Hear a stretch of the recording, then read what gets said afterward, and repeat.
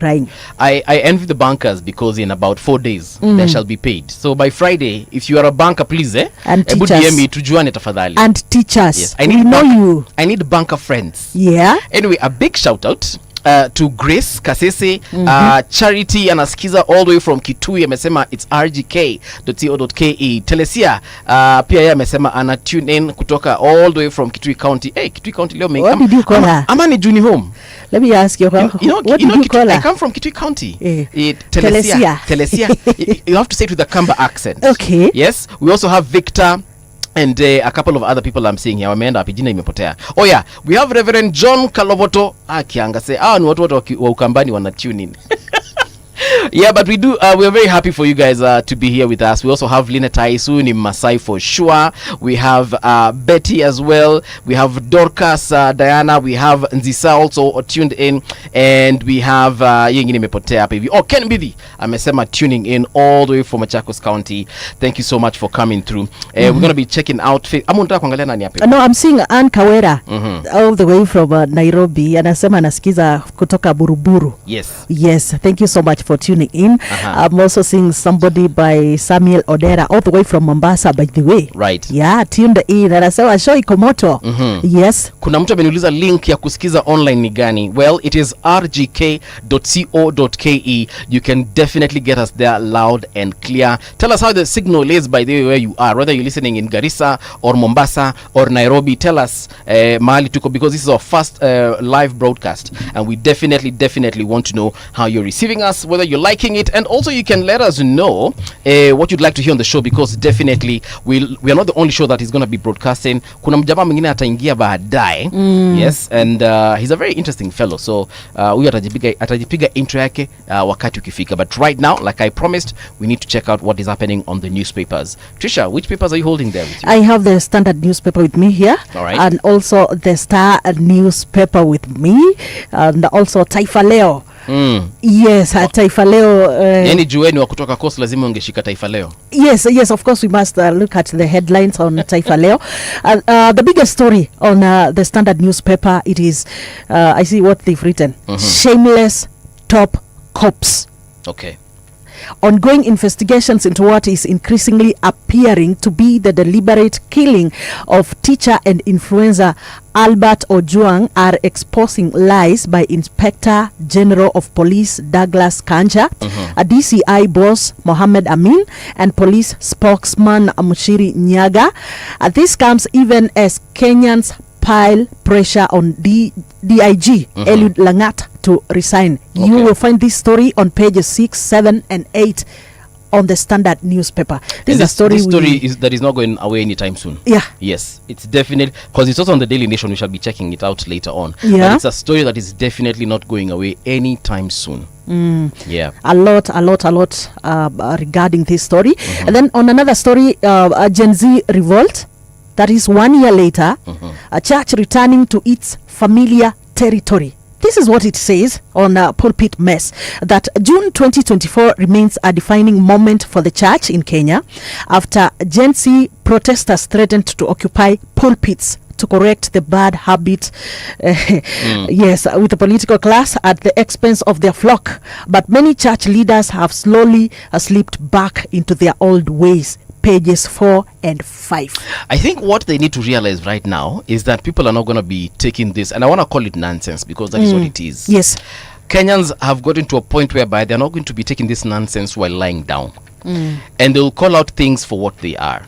I know last year, largely we did credit the Gen Zs for coming through in terms of activity and action, just making sure that things, they get the ball rolling. Yeah. But I think now every single generation has woken up.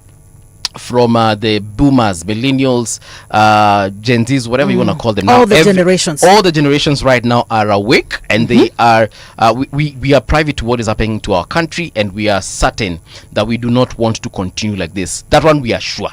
Yeah. So if right now any leader, whether political, religious, or whatever, if you do not check out, we shall check you out, and we shall definitely call you out on the same. Okay. Yeah. So kama waliambiwa that the number one, wasichukue pesa kutoka kwa politicians, wasikubalie politicians waongee,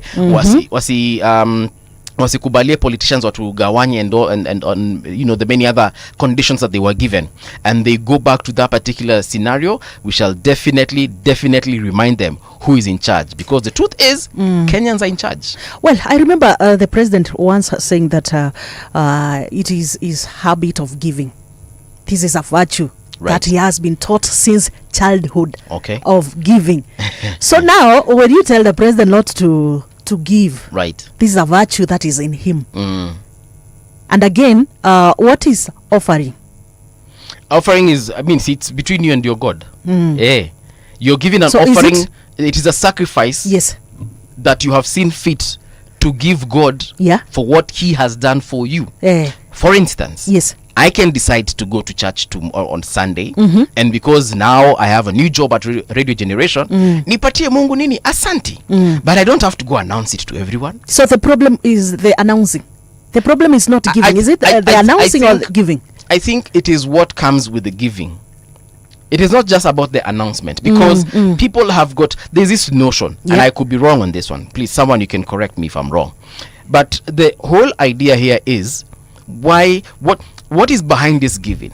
Are you giving this money to the church? Then you compromise the church, because once you have compromised the church, because surely mimi hakuna wakati nitapatia kanisa 20 million unless God blesses me to that level, and I hope God will. Mungu tafadhali nisikie. If God blesses me with $1 billion Kenya shillings, maybe is it hard for you to give 20 million maybe to the church? That's what I'm saying. If I am blessed with that much money, maybe I shall give some 20 million to the church.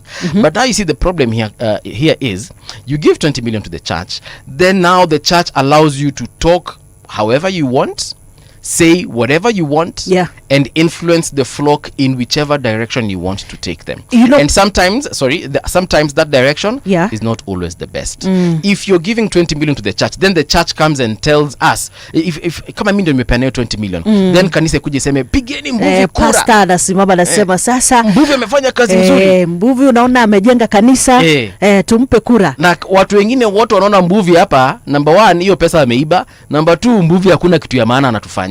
Sasa unachiki umeanza kugonganisha watu na kanisa. That is what I'm saying. Well, one thing I usually don't like is have you ever seen all these leaders get into these churches? Churches and mosque and all those places are those are sacred places. Those are places you go, you want to seek the face of the Lord, you want to have ample time with your God. Then now here comes a politician, amekuja na msafara. Ndio. Kelele wakiingia, hata mulikuwa mna worship, akiingia tu hivi everything stops, worship inaisha. Unapata anaenda anayoka katika ile elders front line. Do you think you would say no to someone like Raila Amolo Odinga? Umwambie Raila keti uko nyuma when it is time to worship, and be honest. Be honest, you will sit there.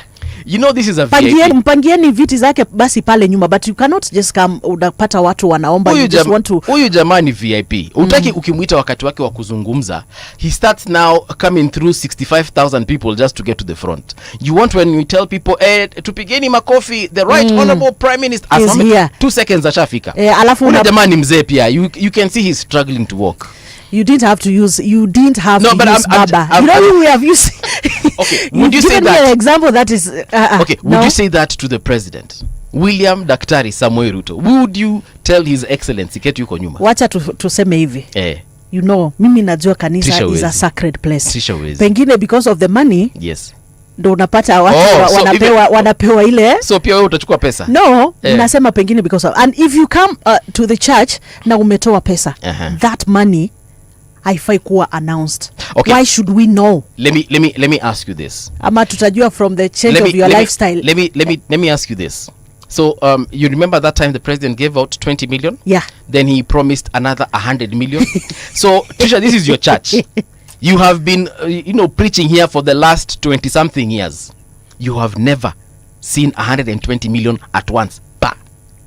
Here is the president. It could be any president. Not even Dr. William. It could be any president. Let's say President Paul Mungala Mbuvi. He comes and he wants to give you 120 million for your church. Mujenge kenye mtaka kujenga, expand the church, nunueni vyombo za mziki and all that. Would you and I come and I make demands and niseme, number 1, I want to sit at the front. Number 2, I want to be given 1 hour to talk to the flock. Now with the demands, just go with your money. 120 million. Yeah, respect the church, respect those sacred 120 places. How much do you have in your account right now, Trisha? You know, we have, okay, I have a lot of money. Aye, sawa. I have a lot of, anyway. What is the next story? You will say no to 120 well, million. okay, there's this story still on the Standard newspaper. Security budget balloons while justice starves and protesters bleed. I think you saw Right. when the CS was doing the budget reading the other day. You've seen the allocations that have been given to the security. Umeona zile za kuandika watu Right. a lot. The problem I have with that budget, of course, I have many problems, Yeah. but there is money that has been allocated to spying on Kenyans, and that is the money I have an issue with. We need to be broken down for and be told that I think they requested for 150 million to get equipment that is going to be used to, spy on our... That's spyware. Yeah. To spy on our SMSs, to spy on our mobile money transactions, Yeah. to spy on our WhatsApp messages, our emails, and so on and so forth. I'm a law-abiding citizen, so I'm not really scared of what the government might find on my phone. Okay. I do not have nudes. Amutapata kitu chochote kwa kibaya. I do not have any illegal dealings. I am not giving Al-Shabaab money. I am not into drugs. Okay. Right? So mi hata mkichukua simu yangu muiangalia mtapata kitu. What do you think But- was the main reason for the government to do that? But the problem I have is the fact that the government will know every single thing that Kenyans are doing, our movements. Nikiwa na klande gava itajua, nikiwa mahali nina enjoy myself, Yes. burudani on a weekend, they will know how much money I spend on burudani and so on and so. So me, that's the problem that I have, because there are sometimes you just need privacy. I do not want one day when DCI comes to my house for whatever reason that they might need to come to my house, they know every single thing about me, and especially my private life. There are some SMSs I share with my significant other, for instance. I don't think they are so much interested with your SMSs, your love SMSs. No, I no, think no. basically what I get from them, Yeah. majorly it is you see, when they were doing this budget, you see, it is more than what we had in 2024, 2025, right? Right. And then they said they are not going to dig deeper into our pockets in terms of taxes. So what they said is they are going to put on measures to ensure that you're not going to evade tax. Okay.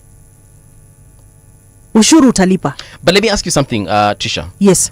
Why do you think, again, and I always ask, this is your opinion, Okay. It is not necessarily also the opinion of Radio Generation Kenya. Yeah. This is your personal opinion, right? Why do you think Kenyans are unable or defy paying taxes?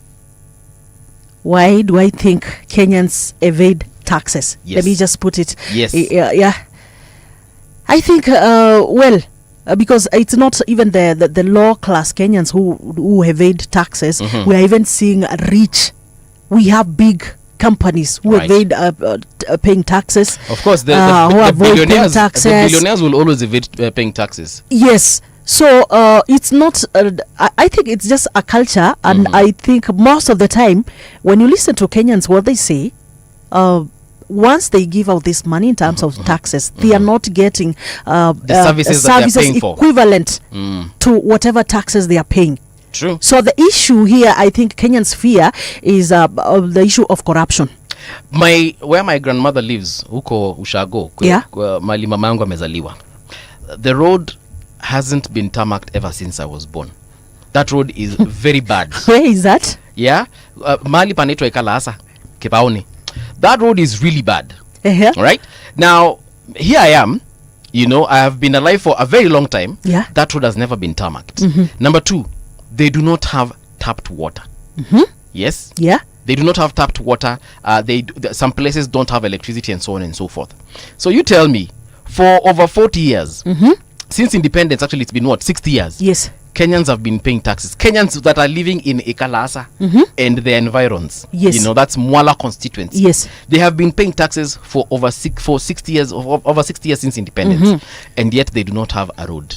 Why should those Kenyans continue paying that tax? Well, okay, what I would say is you see development in your area as there are so many factors to that. Right. Right. Right. And one of the factors One of the factors being your leaders. What leaders do you elect? All right. What leaders do you put in place into leadership? Because those are the people that you're supposed to hold accountable. Yeah, because if we have somebody, maybe we are talking of somebody maybe in those sides of Sultan Hamud, if we have roads in those places, we have water in those places, then you have your leaders, right, to ask, to question for accountability. And that's why I'm saying that is the reason why Kenyans don't want to pay taxes. Some of them, not all of them, but given a chance, ili uambiwe tuwe mwenye enda utoe pesa ulipe your tax, a lot of Kenyans won't pay that tax. Well, and I think also when devolution came into place, I think we were really looking forward to ensuring that most of these areas that looks like they are deserted, looks like a development is minimal. Devolution actually was supposed to come and bridge this, was supposed to come and solve this. Yes. But then if you have your leaders who were just there, amepigiwa kura, ameingia pale, kazi yake their work is to their work is to eat. Yes. They don't, wakienda kule bunge, they cannot bring out they cannot propose. What do you expect? All right. Do you have another story before we jump onto the Daily Nation? Well, there's this story about the Energy Ministry unveiling a plan to build a nuclear power plant in Siaya County. When I was in Mombasa, yes, there's this issue of the nuclear plant that was supposed to be put in some area in Kilifi, and residents there really protested. Yeah, because they knew the impact it would have. Yes, and because we have activists, we have human rights activists who also got involved, and they are like, you look here, guys, this project is going to hurt you. This project is going to hurt your livelihood here, is going to hurt everything around here. Yes. And that is why they really protested against it. Now I'm seeing inakwenda kule Siaya, we are yet to see what really happens. Any Kenyans who love themselves and they understand the impact of things and projects on the environment will definitely have to give their voice on that one. I'm looking at the Daily Nation and the front page says, exposed, Kenya's arms in Sudan war. Hey. So this is what it says. A 6-month nation investigation exposes Kenyan branded ammunition in Sudan, pointing to Kenya's involvement in the war by possibly arming the paramilitary Rapid Support Forces, that is RSF. And this turns the spotlight once again on President Ruto's dalliance with RSF leader Mohamed Hamdan Dagalo, alias Hemeti, close ties that have upset the Khartoum junta. Our stories on pages 2 and 3. Me, sometimes I feel like Kenya, we are just messing with fire. Let's first of all take care of our own issues here before tuanze kusaidia watu wengine. And this story doesn't look good, and I'd hate to dwell on it because. But I remember Kenya, the government really distanced itself from that. But now if we have Kenyan ammunition branded, imeandikwa vizuri sana, name of product 145mm API cartridge, contract number something 23 PTI. Kenya. Imeandikwa vizuri sana pala Kenya. There's no way we can distance ourselves from this. It's just impossible. So this one, I remember the Prime Cabinet Secretary saying that Kenyans, you should not involve yourself in matters of your neighbors. Yeah, you can see Nation newspaper have really come out guns blazing as far as this story is concerned, because they have shown the stencil that was found in South Sudan, and they've put, is it South Sudan? Yeah, no, Sudan, not South Sudan, but Sudan, and they have put it side by side by ammunition found here in the country na zinafanana sako kwa bako. It's like they're twins. So I don't know how Kenya is going to get itself out of this particular debacle, but it's not funny. All right, still Onojong family turns to Lagat, obviously asking for something to be done as far as the DIG is concerned. That story, you can get it on page 6. Kenyans in Israel speak about terror of war with Iran, or rather Iran. That story is on page 8. And Ruto turns to same old tactics against opposition. That story is on page 7. So let's check out on the inside. If I can just open page 2. of the Daily Nation. And we can see Kenya is exposed as far as arms in Sudan war are concerned. That's Yes, that we've read. Yes. Drug kingpin Sultan jailed in the US as Alaska ties exposed. That story is on page 3. Kenya drugs, Kenya vita, Kenya corruption, Kenya tunauana. Like I don't know. Kenya atutetei watu wetu. This is just a crazy time to be alive. Yes. All right, system glitches, slow pace of grade 9 pathway selection. Again, schools are in the headlines. Yeah, most schools, particularly in rural areas, had to postpone the process to this week. This is as far as they're moving again from NEMIS to another system called KEMIS. Tulitoka 844 tukaingia CBC, tukatoka tumetoka CBC tukaenda CBE. Yes. Like, well, I think like for the CBC, I was somewhere over the weekend, and but we had one of the curriculum experts explaining this, and he said that CBC is just curriculum is just part of CBE. So they'd forgotten. Then why are we hearing about CBE, CBC right now? Yeah, so now it should be CBE, not a CBC. It's like your father telling you, oh, by the way, do you know your mother has just been around, alikuwa ametoroka kidogo lakini amerudi, and then you're like, why am I hearing about this story now? Well, you know, this was a new system that was we embarked in. Few years ago, and of course you expect that these are just teething problems. I'm hoping that by the time we reach the by few years, everything will just settle down. All right, page 7 says President turns to same old tactics against opposition. We can see a picture there of former Deputy President Rigathi Gachagua with his Deputy Party Leader Cleophas Malala, former Senator. So what are the same old tactics? That's what I'm waiting to hear. Let me tell you what they're saying.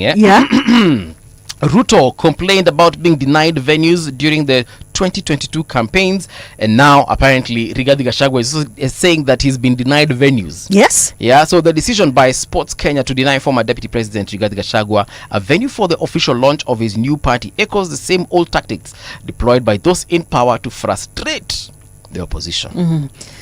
I think this is something. This is not something that is new, by the way. By the way, we saw all this during Uhuru Kenyatta's tenure, right? Yes. Because I remember seeing I remember how the current president he really used to cry about being sidelined in government, and actually we reached even a point whereby he was just there in office. Yes. There were other people who were working. Someone called him mtu wa kutangatanga. Actually, there were other people. You remember his roles, his responsibility. You could see as a responsibility that he is supposed to do. Somebody else doing it. Yeah. And that is what we came. Finally, that is what we saw with Gachagua before he was removed.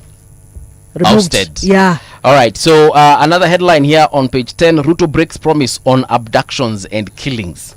A headline we don't like seeing. Something we wouldn't want to see ever again. It's so unfortunate. And something needs to be done.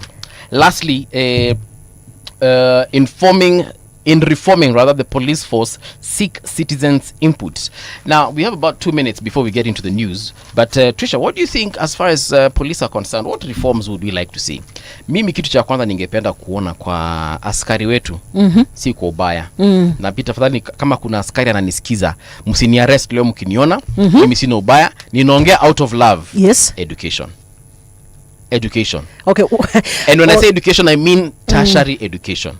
We need our police officers to actually go into a tertiary institution of an institution of higher learning and learn some proper skills. And some of the skills I feel they need to be taught is basic communication and just how to deal with other human beings.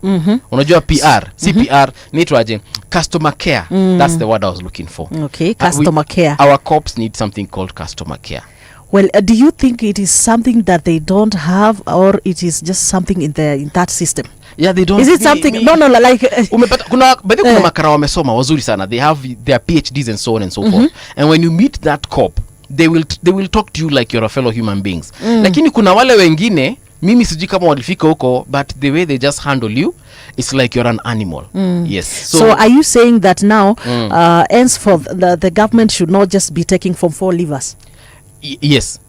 in my opinion. And actually, I think, by the way, that is what the president said. I think from was it last year, that if you want to get into the police force, you want to get, they will be taking people from NYS. That would be fine as long as pia watu wa NYS wako wamesoma. Na pia wao wasome. Wasiingie tu kule akiwa burukenge. Sasa kule ni kushika bunduki.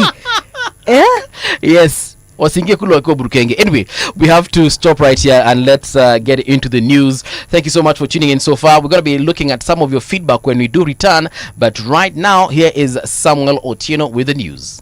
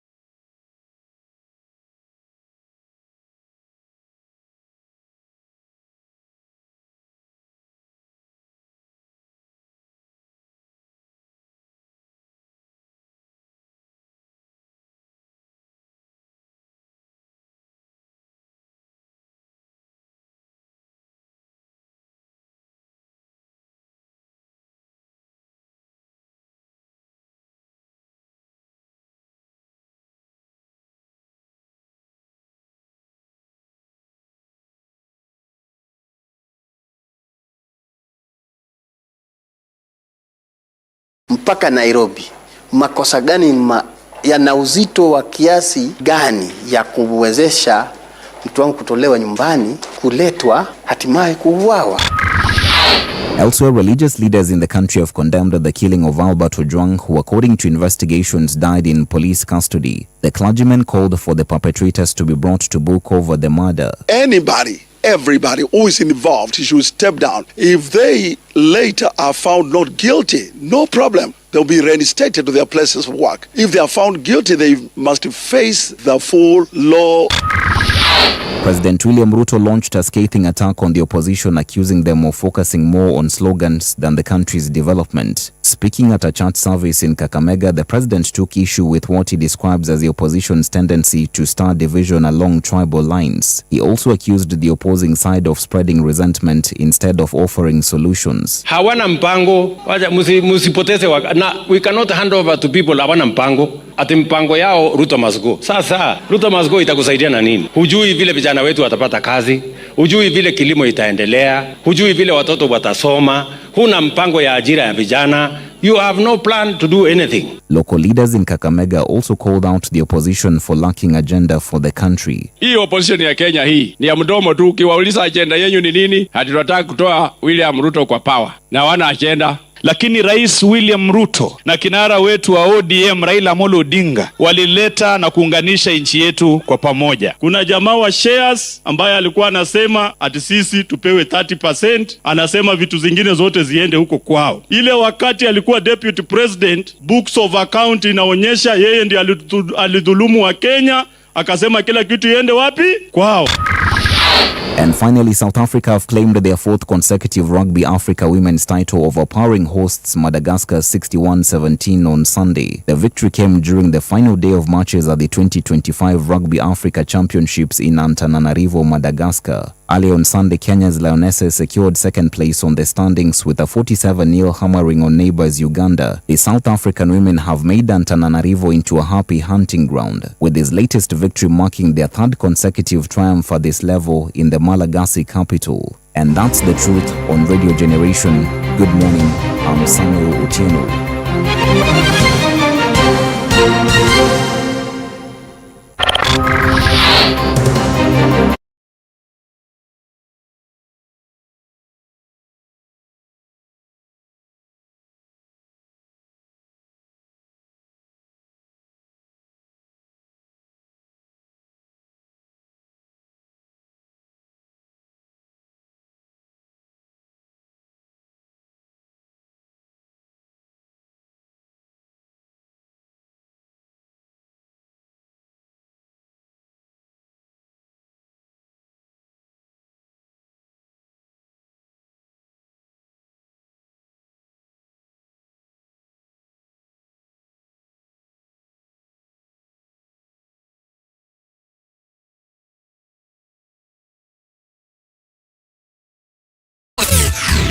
But now there is Radio Generation's The People's Breakfast. Curious and bold, getting facts from the shadows. That's what it is. Now, as the city wakes and secrets stir, a bright new voice shines. The People's Breakfast. Your morning, your voice, your journey. Good morning. Good morning, my neighbor. Welcome to the home of hard truths and bold insights. Radio Generation. Yes, indeed. We are the home of hard truths.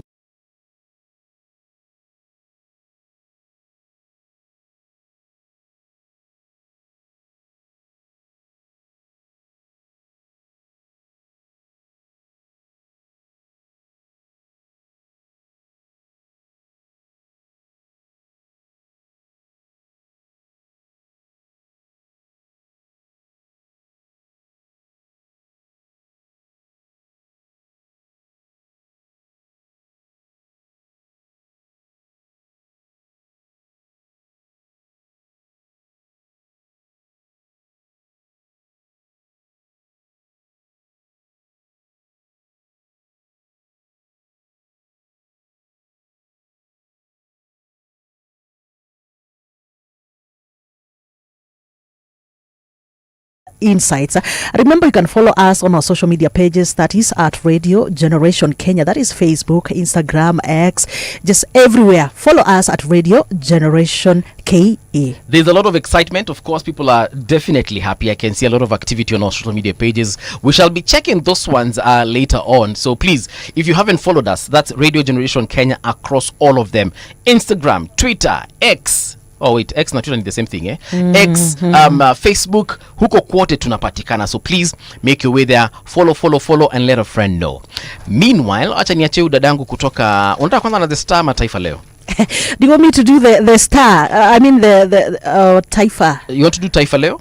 Taifa leo. Nataka nisikie Kiswahili chako kama ni kweli ni cha kule Mombasa ama wewe ni kutoka tu hapa nini. Unajua kuna wakamba wanakuanga wamejifanya wametoka coast. Unasikia mtu anasema naitwa Sultan Trisha. Na kumbe saa hizo hata anjui Kiswahili. Anatoa accent yake yote. Okay. Yeah, hujapata na mutwa Muhammad. That's on a light note. We're supposed to be very serious. Well, it's okay. Just on the headlines on Taifa Leo.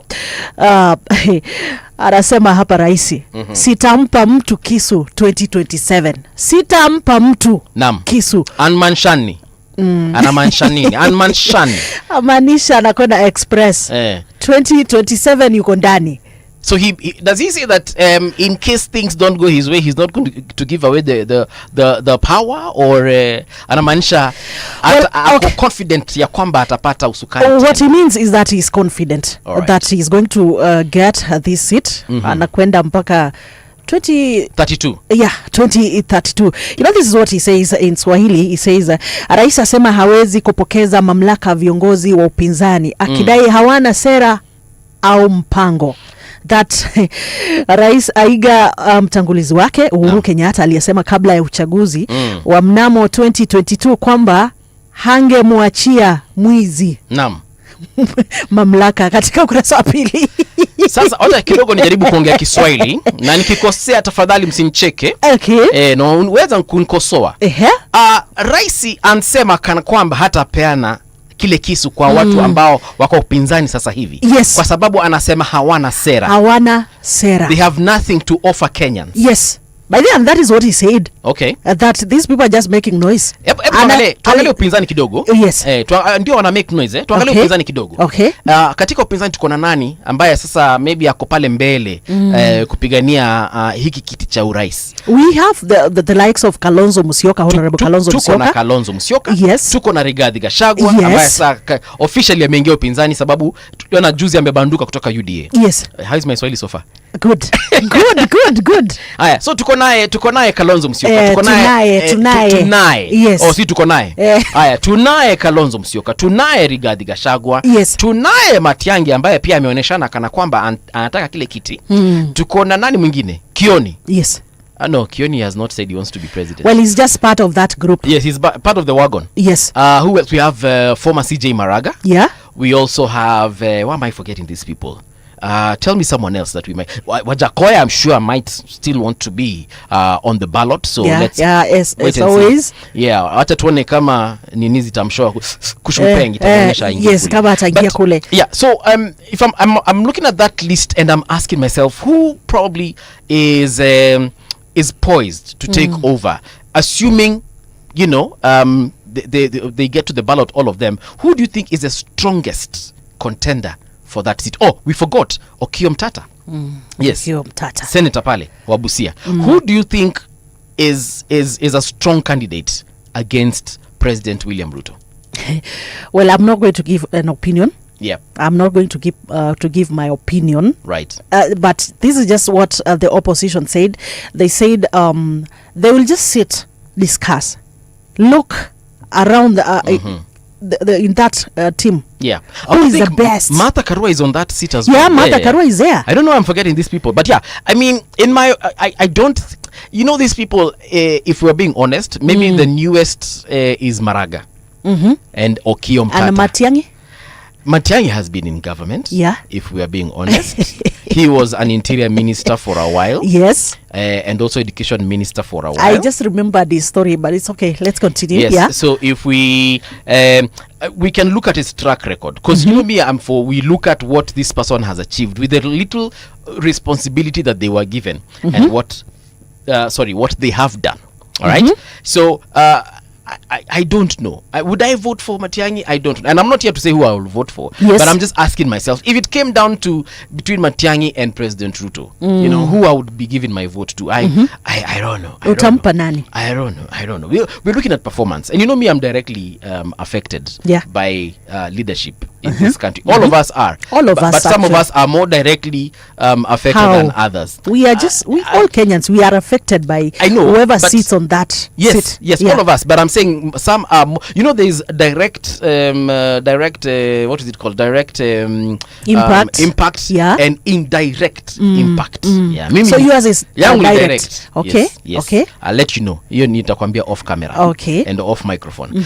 Someone else, like I think Maraga has got some nice policies. Even the way he talks. When he was CJ, he showed us that he has what it takes to be a bold leader. Yes. Wait a minute. Yes. I just want to ask you, do you think Kenyans buy policies? No, they don't. Do you think Kenyans buy policies? The majority don't. Majority are very, and this again, people, I always say, this is my opinion as Paul Mungala Mbuvi. It's not even the opinion of Radio Generation Kenya.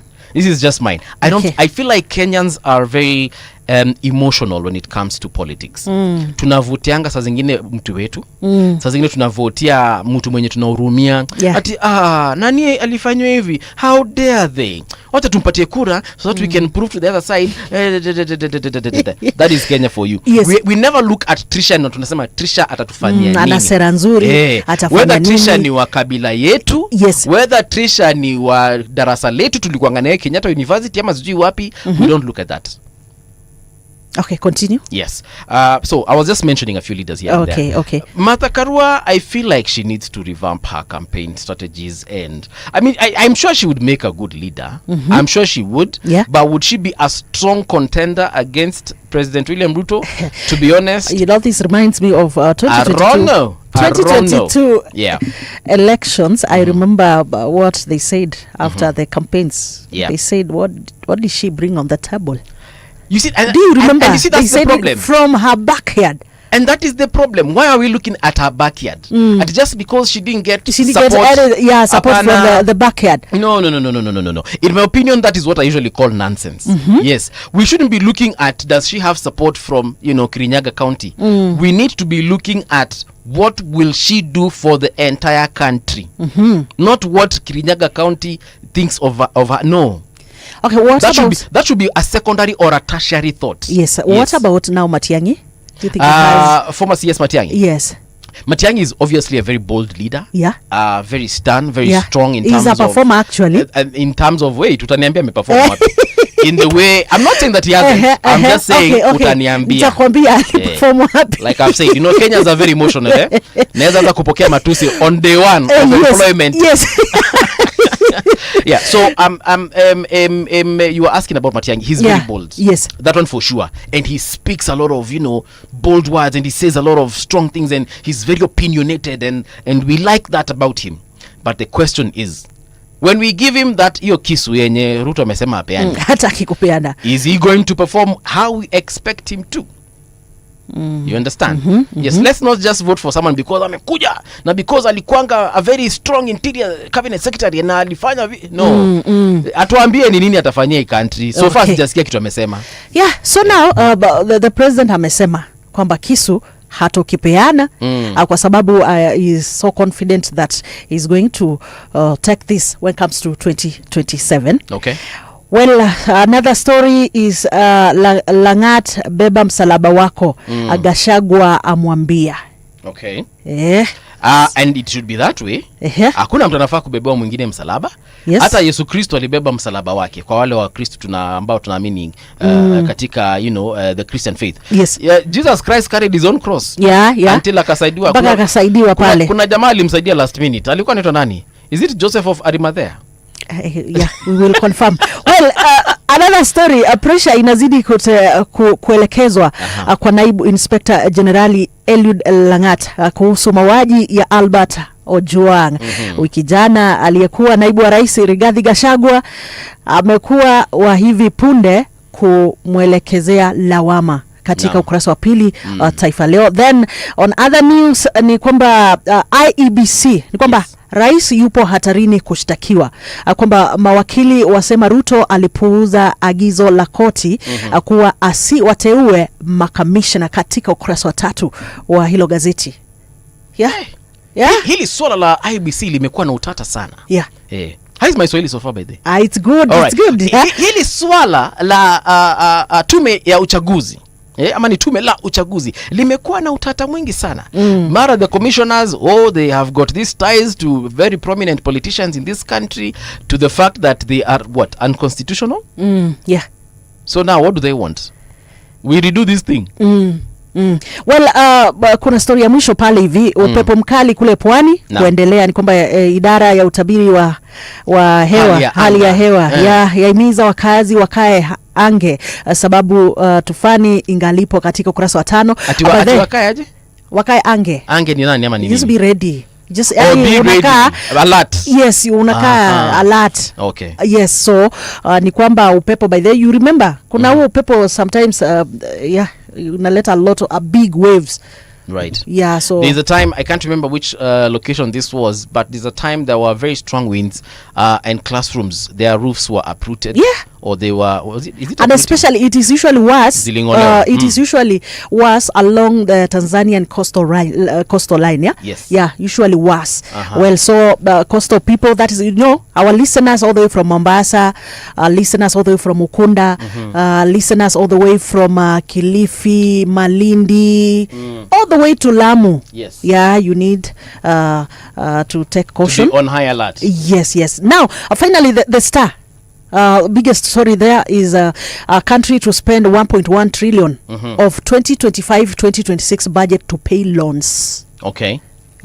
Inchi madeni, watu watalipa madeni, kwamba a debt crisis wastage dominate CS bodies a 4 trillion budget talk on pages 4 and 5. I know you remember the allocations, what he did allocate for what and what. Yes. And what is coming out is that pesa mingi. Imagine 1.1 out of 4.3. 1.1 is going for debt. Okay. Lipa madeni. All right. And you remember in that budget what they said is a part of that budget is going to come from local and even international loans. Yeah, they say that they're going to be borrowing a lot of that money locally. Locally and even internationally, yeah. I just hope our banks are able to handle that, and the businesses that are going to be borrowed are uko na pesa unaweza kopesha serikali? Mimi? Yes. Kama Paul Mungala Mbuvi? Yes. Si kuna mali watahitaji kaka 50 bob hivi? Yes. Yeah. I can pay maybe parking ya gari moja mbili wakitaka. Well, UN diplomatic missions call for probe into Ojwang's murder on page 2. Of course, there's that international pressure which is really mounting on the government to ensure that justice has been served to, so that we see whoever killed Ojwang while in police custody. Yes. Noma sana. All right. Are you done with that? Raisi amekwenda kule Western. Kwamba Ruto takes unity message to Luya. Terms opposition team radarless. Hawana rada. Ameenda Western. Kwa kina Musalia Mudavadi na kwa Wetangula. Well, and you see the Western, the Western population or block is a one block that most of the for a long time hawajakuwa ile hakui pamoja.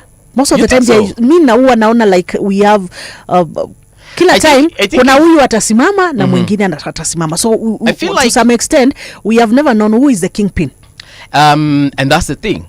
I feel like they're unified regardless of there being like a unifying figure. Okay. We know that there are a few prominent individuals we can mention there. Obviously, the current Speaker of Parliament, that is Moses Wetangula. We also have Prime CS, Mudavadi. Yes. We also have now an upcoming one who's very noisy and very, very vocal as far as, matters to do with Western region are concerned. George Natembeya. There's also Eugene Wamalwa. Am I saying? Yeah. I was going to get to him. Yeah, Eugene Wamalwa. There's also the Kinamalala. Yes. We also have Omtata. Yeah. So we cannot ignore Omtata's voice. Sorry, as far as that voting block is concerned. Yeah. They have and I can say they have very many choices to make or rather to choose from. As far as choosing a regional kingpin. Right now, someone who's really vying for that position is George Natembeya. And I feel like he's closer than anyone else. He's very close, and that's my opinion. He's very close to being. Seen a lot has happened to being the Kalonzo Musyoka of Western. Okay. Yes. Okay. Yes. And well, that really does influence who determines who sits on the presidential seat. If we are asking about regions, who do you think is a coastal kingpin? Najua utasema Joho. No. Okay, I won't say Joho because Coast region is one of the regions that also have been really struggling in terms of getting a kingpin for that region, and even themselves, the leaders from Coast, they've always said this, not once, not twice, that they were saying that they need to just come up with one leader who can always represent them in the national matters, national platform. And there's Joho was among the top contenders. Yes, there's Joho. There's also Najib Balala at one point. I feel like he was then. I don't know. Ni kama watu walikuja tu wakasambaratisha his efforts. Yeah, there are so many leaders. There's also Kingi. Yeah. Yes, Amazon. Yes. Speaker of the Senate. Yes, there's Kingi. There's also the governor of Kilifi County. But nani between Kingi and Joho, nani anasikizwa sana? I think both of them. No. If they were both stood here and they said, say Joho said take left and Kingi said take right, what watenda side gani? Well, it depends. There are those who are going to follow Kingi. We are talking about majority of the population. Itaenda side. Well, and I'm also going to say it's not a matter of the majority. It's a matter of majority. Why are you being economical with your answer? Are going to vote. I'm saying you're being very economical with your answer. Mark my answer. This is what I'm saying. That it doesn't matter. Okay, it's not about who will have many people, but who will have many voters who can vote. Okay. You know, I know Mombasa is a big population, but it's unfortunate that people don't vote that much. Yeah. Or there's voter apathy in that area. Yes. The people don't just vote that much. Okay. Yeah. All right. Unlike you talk of Kilifi. The Kilifi people, I know they will go and vote. But now Wanajitokeza. Mombasa, just around Mombasa County, there is usually a problem. Yeah. Yes. Okay. All right. Sawa. What else is on ulikuwa unasoma ni The Star before we get into the People Daily? Yes. The story of gender equality sleeping in Kenya. A score falls by 3%. What do you think is happening? Come again, just read that. Gender statement again. equality sleeping in Kenya. That is, the score falls by 3%. This marks a reversal in what has been a steady push towards equal representation. Sema sasa mmechoka na maswala ya gender equality. I think it's just lethargy. People are tired. There's fatigue as far as tackling these issues are concerned. And I feel, again, this is my opinion, I feel like for a very long time we kept on saying, support the girl child, do this for the girl child. And we had this very many campaigns against FGM, which, by the way, we haven't won that war yet. There's the 2/3 gender rule and so on and so forth. I feel like people have gotten to a point whereby ni kama kumekuwa na fatigue having these conversations. We have a lot of NGOs also out there just trying to get ahead of this conversation and trying to take care of, captain that particular ship. But I feel like generally people have gotten to a point of fatigue. Yes, It has been too much. Yeah. That's what you feel like. It has been too much. Yeah, that's just an observation. It's not an expert observation. It's just a general observation. But also, I realized I saw a headline sometime last week. They were saying that we need to also include the gentlemen when we are having conversations around equality, affirmative action, because a lot of the times you'll find that the people steering these conversations are women. Yes. Which is a good thing, but the women have taken over literally. Na wanaume wabaki nyuma. That is why even when you look at issues to do with gender-based violence, there's always a center to help the women. But we've never had a center for men to just also express their opinion as far as that issue is concerned. I'm not saying that sasa wanaume wajenga hospitali yao ya gender based. Okay, I'm just saying that, and I'm also, it's not been like the conversation is not balanced. And I'm not also being a feminist. I just want to ask you, how many men have you ever seen them that they have been violated? Boniface Mwangi just the other day came out and said that he was violated. Well, let's exclude Boniface Mwangi's case because this is an issue that it was beyond our country. All right. Yes. Let's just you've just that's the reason why we are saying now the reason why that campaign was there was just to fill in that gap that and was it is because being there. I'll tell you why. Yeah. It's, and I'm not saying that it's easy for a woman to come out and say that she's been raped, for example, but it is not uncommon for a woman to say that she has done what? She has been violated, sexually harassed and so on and so forth. But for a man, tunaanga ikuwa ngumu. Now you can imagine mimi nikuje niseme kuna mtu alinifanyia madhambi. Okay. You see, now the problem with that is, number one, there's a way society perceives men. Yeah. And not every man is comfortable saying, or rather comfortable to say, that they have been violated, specifically sexually. Utaanza kuangaliwa differently when you're not man enough. There's a way the society will look at you. And sometimes it is also just a false sense of we mwenyewe unajiwekea stigma tayari. Juu unasema sasa nikiambia watu nilifanywa hivi na hivi na hivi, how will people take me? Yeah, so not a lot of men are coming out to and some of these men we're talking about are actually young boys. Yeah, it's very ni ngumu sana upate mwanaume mzima kama mimi amefanya hivyo. Sasa hakuna, but ni ngumu sana. So but these young boys, the teenagers kwenda chini, they find it very difficult to just come out and some of them don't even know they're being violated. Yeah. Do you know that? Yeah, it's true. It's true. There are some boys that do not, they don't know that what is happening to them is wrong, and they'll just keep it to themselves. So that could be a reason. Well, this is these are the areas where the gender equality has really fallen. That is the percentage has really fallen, and we are talking of women involvement in economic. That is women economic participation and opportunities. Yes. Then educational attainment. Health and survival, and political empowerment. You know, these are some of the areas where gender equality was supposed to bridge the gap. Yeah, so these are areas that gender equality was supposed to sort, but then now the downward trend has been noticed fairly a bigger percentage in economic participation and opportunity. That is they say that data revealed that the most pronounced decline occurred in the economic participation and opportunity category, whereby the score dropped from to 0.738, placing it 43rd among the 148 countries surveyed. Okay. Yeah, women involvement in economic matters and also employment opportunities for women. Right. You know, for a long time, Kenyans or people say that it is easy for a woman to get employment. Do you say so? Than a man. Than a man. Do you think so? I don't know how to answer that question, but I don't think so. But also it's because I don't know. I don't have the statistics. I don't have the numbers. Okay. Would I say that it is easy? For example, the ladies I went with to university, many of them are employed.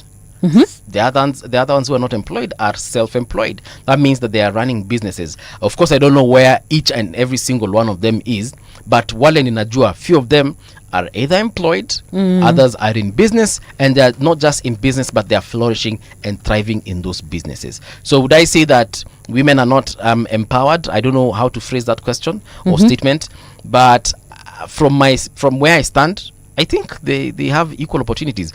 Actually, I have found out that more men than women are unemployed. I have a lot of friends who are currently struggling because they either lost employment or never secured employment to begin with. Some of them started businesses that never went anywhere. Some of them are currently struggling in their employment areas. Some of them are struggling in their business. I do not know of a woman who is currently struggling. Now you see where I'm coming from. Yes, okay. But I know of men. I can talk of friends. I can even say wasema say hewani. But you don't know of a woman who is struggling. Yes. Of course I know maybe one or two. You don't know how. Okay. Yeah, I know of course one or two, because once in a while they will tell me, hey, moving aje ka mpesa kidogo, and we do what we have to do. But you understand, in terms of, and I'm talking about the women that I went to school with, neighbors that we grew up with, and they are okay. They are okay. Are they working? They are working. They have businesses that are doing good. Yes. But on the male side, you're saying male side, mi naweza kakuhesabia watu. But then this is what now the study says about now women, that most of the time this is caused by could be a combination of post-pandemic economic pressures or even rising inequality and persistent structural barriers faced by women in the job market. Yes, and like I've said, I do not have statistics. I would be lying if I said that I'm an expert in deciphering that information. But yes, there's a general feeling out there that even payment, when it comes to remuneration, yes, women are not necessarily paid equal to men. Sure. Yeah. And we have seen that even in far off places like Hollywood, where you will find a co-star in a particular movie probably doing the same role as a man, being paid less. And not just less, but way less. Sometimes even like you're earning a third of what your co-star is earning. And it's there. But the question you should be asking yourself is, why? Why is it happening that way?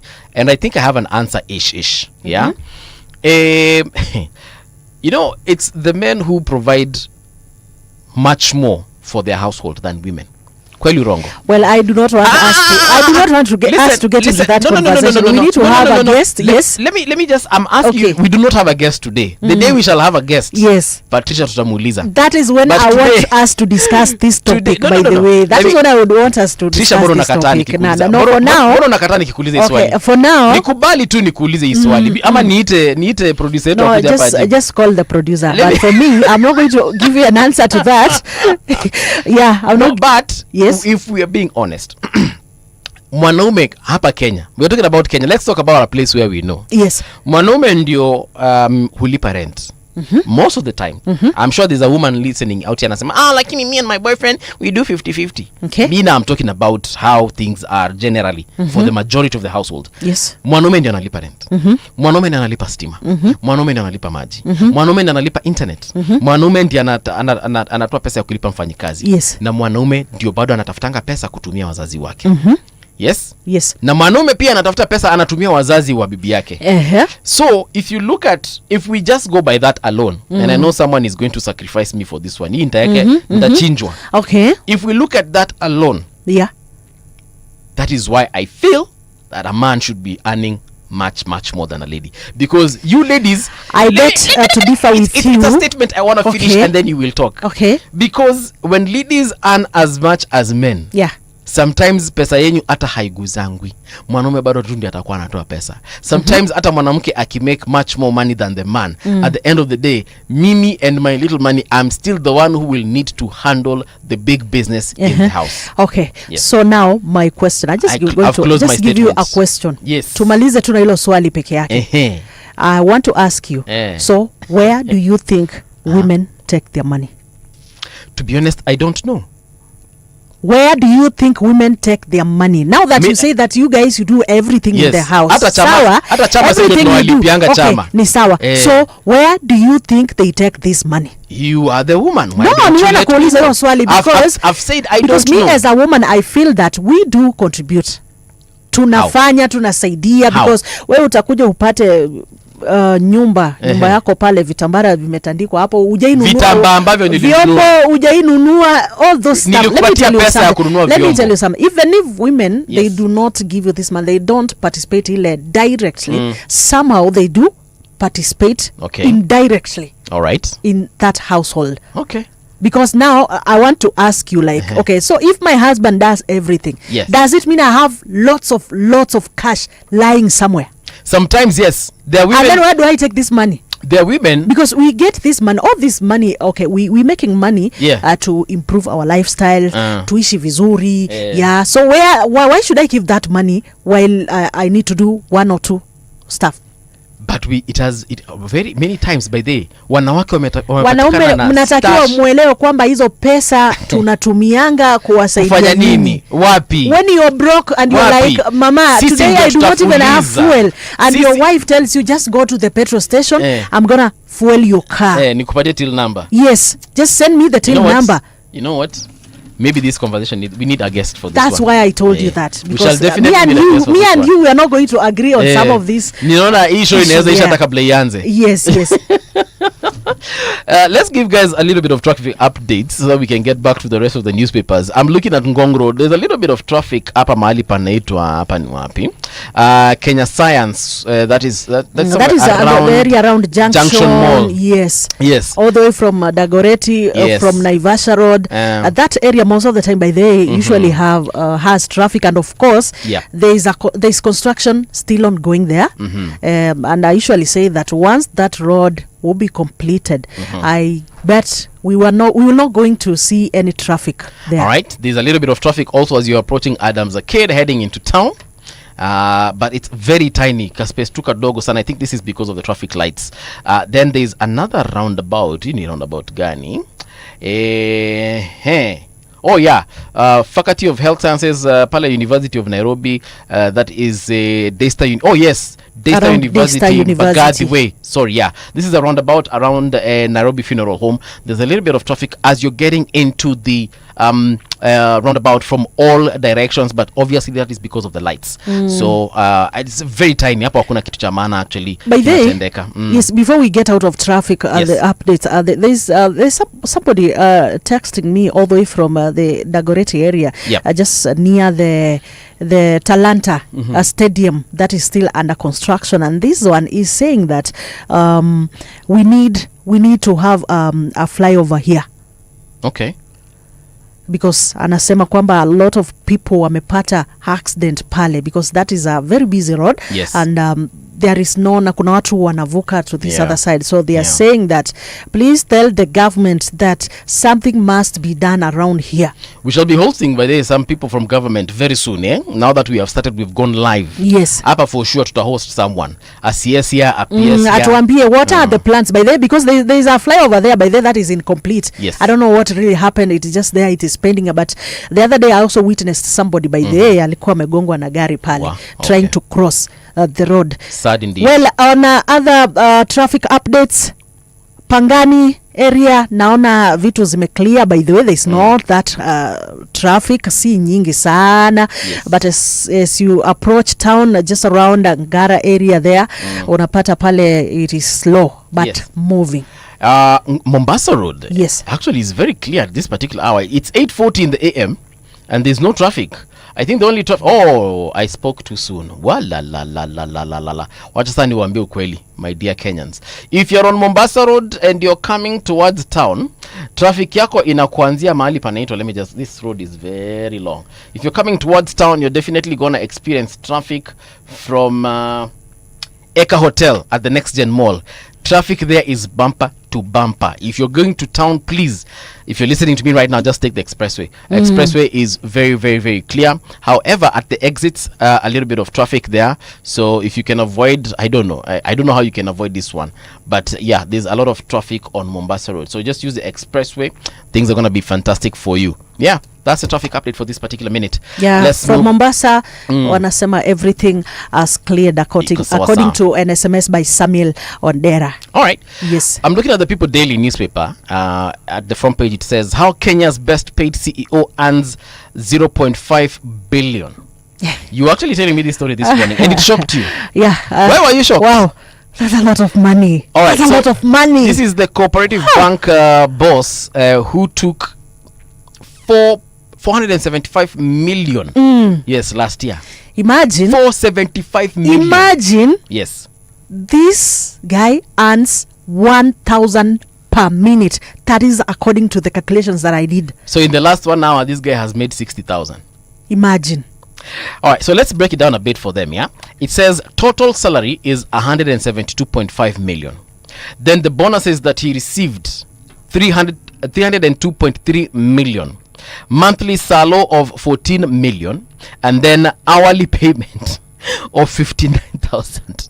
And of course, every minute, he makes 1,000 Kenya shillings. Yeah. I'd like to be this guy. I'd like to be this guy. Unipatie hata sitaki mingi sana. Unajua mimi nataka wanipatie gani? Unaona hii ya 172 million. Hiyo tu peke yake. Hiyo tu. Hiyo ya 172 million. Nitakuwa sawa. Mimi nataka hata hiyo ya 14 million. Yeah. You know, we are talking of monthly. But you need to But be does he stay? you need to be the CEO of a company that makes billions in profit every month. Well, and by the according to statistics, CEOs wanapata pesa mzuri sana. So you Yeah. need to work hard. That is why you're the chief executive officer. That is why the buck stops with you, such that even when the company is making losses, you have to be answerable. Hapa utaanza kuzushia juniors useme tia nitisha kukuja kazini in good times so ndio maana no. At that particular point the buck stops with you. That's why a CEO is highly paid. You know, this also sends me back into the reality. The reality now on the ground. On the ground, unajua, ideally, actually, even when you look at the Employment Act, ideally there is a capping, right? Yes. There is a capping, but is that really what happens on the ground? No. There is no cap, especially for private companies. There is no capping for private companies. Maybe for government jobs, but not private ones. There is. Because you unless there's a new law that I'm not aware of, do you know how much the CEO of Safaricom makes? I think it's also upwards of 10 million plus. CEO of Airtel as well, upwards of 10 million. CEO of a bank like National Bank as well, upwards of 10M. I think even NCBA, they make a lot of money. They're CEOs. Yeah. Which other company? All these are private companies. Yeah. Even EcoBank, which is a Pan-African bank, I think from Senegal or Togo, they also make that much money. So private companies wezi ambia watu venye watalipana. Usilipe watu. Especially if they're making profits, you will not curtail how much money they make. But for the minimum, for the minimum, there's always a minimum, yes, but maximum kidogo itakuwa tricky. If I'm the CEO of RGK and RGK makes millions, makes billions, a billion shillings a day, yes, unataka kuniambia mimi hapa nisilipe wewe pewa mshahara yangu isifike 500 million and you are the CEO, right? Still on the people daily. Oh, you want to say something? Still on that.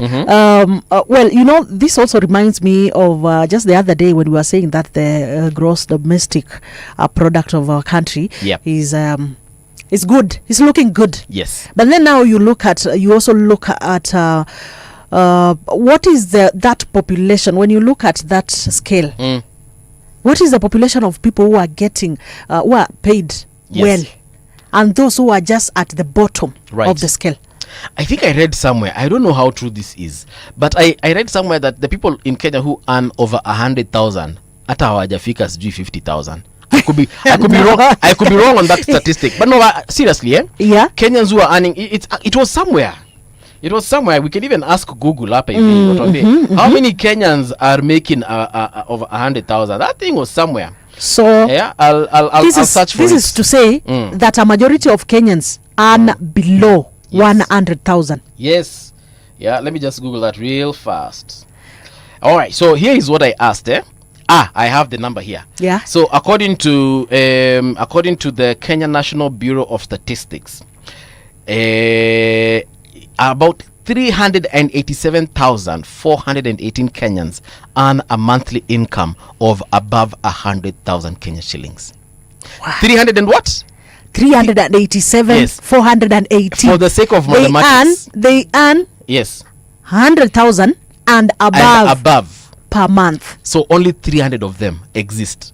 300. Let's for the sake of mathematics. Let's say 400,000. Let's put them at 400,000. Only 400 Kenyans, as we speak right now. Yes. They are earning over 100,000, 100 and above. In a country of how many people? 55 million. 55 million. We are here saying now gross domestic product of our country. That means yes, a majority of Kenyans are below. Yes. Are below the scale of 100,000. They are making 90,000. Na haijatolewa tax, my friend. And that's where I was coming. Yeah. So ni 100,000 sasa ongeza tax. Ikikata tax. This person will be getting around 83,000. At 83,000. Is it 83 or my friend? Much? Are you for real? Let me kata hapo mtu anapata toa tu 40,000. So someone who's earning 100k right now is actually take home 60,000. Because pale kuna sijui taxes ya nini, kuna loan, all right? Usisahau kuna loan. Na hii 60,000 wewe kama bibi unakuja unachukua yote. Bado unataka nitoe pesa ya chama hapo. Bado unataka nitoe pesa ya nywele hapo. Bado unataka nitoe pesa ya your parents hapo. Bado unataka nitoe pesa ya sijui sister yako hapo. How do we survive? Bado niko na rent hapo nalipa. Bado niko na steam hapo nalipa. Bado niko na internet hapo nalipa. Tell me how these guys survive.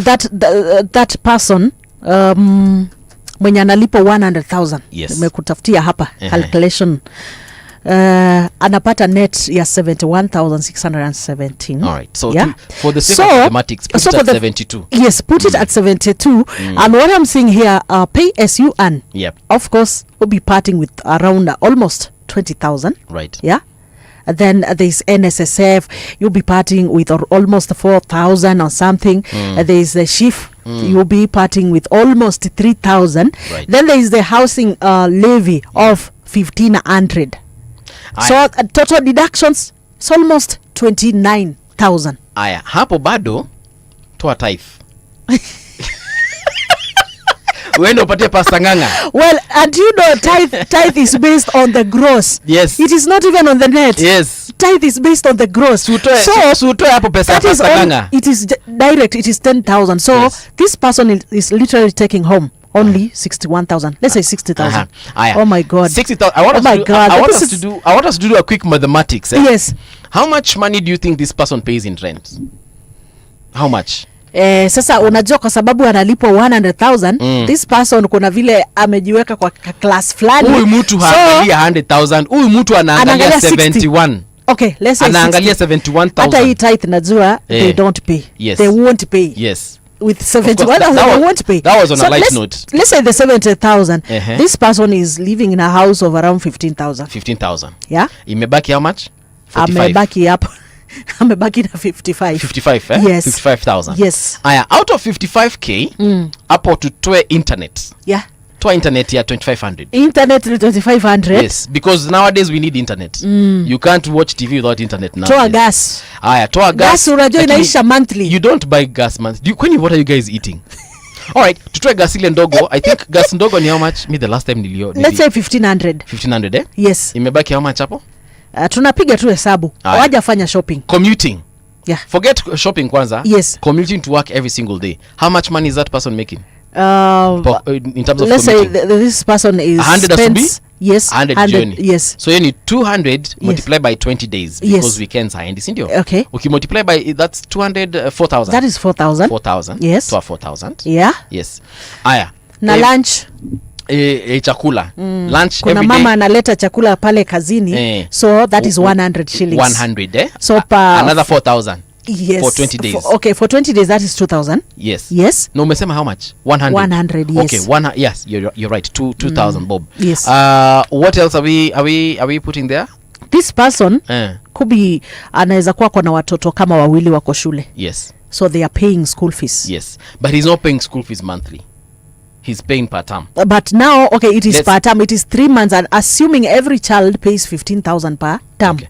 To 5,000 up. For the 3, that is 15,000. Kwani naye mbona anazaa? Watoto ni watatu. Mbona anazaa watoto watatu na hana pesa? So literally this person by the end of actually if he has been paid on the 3rd of the month. Yes. The following month. By 5th. Hana kitu. This person is broke. Tumesahau kusema mtu ako na loan. Of course. Tumesahau kusema ako na ngapi? Loan analipa how much per month? Loan anakatwa 10,000. 10,000. Yes. Pesa imebaki how much hapo? Finished. Yes. Alafu achukue loan nyingine ya kusurvive for that. For that month. Na hatujatoa pesa hapo. We have not paid for the wife's hair whatever. Pesa ya chama bado. We haven't even done shopping. Hatujafanya shopping. Yes. Yeye mwenyewe hata hajanunua kanywaji. Then now huyu wa 100k. The population that is represented here is 400,000. So we are sure without a doubt that kuna watu 400,000 in this country that have mental health issues. Because you cannot survive on that money. Right? Anyway. So now I'm worried about now the population that is now represented by 100,000 and below. Yes. And that is the biggest population that we have in our country. And then we are here saying that the economy is doing good. It's not. So that is why I keep on telling you that there is money in our country. Yes. But that money is in a few people's pockets. Right. And that is why people are angry kwa ground. That is why politicians are being pelted with stones when they go to certain places. Wanagongwa na viatu wengine wanatukanwa, wengine people don't even show up because Kenyans right now are really suffering. People are stressed. People have got mental health issues. We have suicide cases. We have gender-based violence cases. Not because that you hate your wife or because you hate your husband. Because the moment bibi anakuambia beba sina pesa ya nywele unasikia tu kama kumnyonga. Which we need to check let's out. Not reach at that point. No, but I'm just telling you. But ukifuatilia mambo mingi ya gender-based violence, not because you hate your wife. Not because you hate your husband. It is financially. It is just because umefika hivi kwa nyumba, the first thing unaitishwa you cannot provide. Na unaangalia mtu unashangaa, yani wewe Trisha unajua mahali nimetoka. Nimetoka mjengo. I'm usually paid 500 shillings in a day. Yeah. unaniitisha kitu ya 3000 itoke wapi? Unaona? So by the time this person that communication gets to you, it doesn't get to you as words, it gets to you as mangumi. But we need to check on that. Still on the People Daily, we have about 7 minutes to the top of the hour. Yeah. We have, of course, we've spoken about the CEO of Cooperative Bank.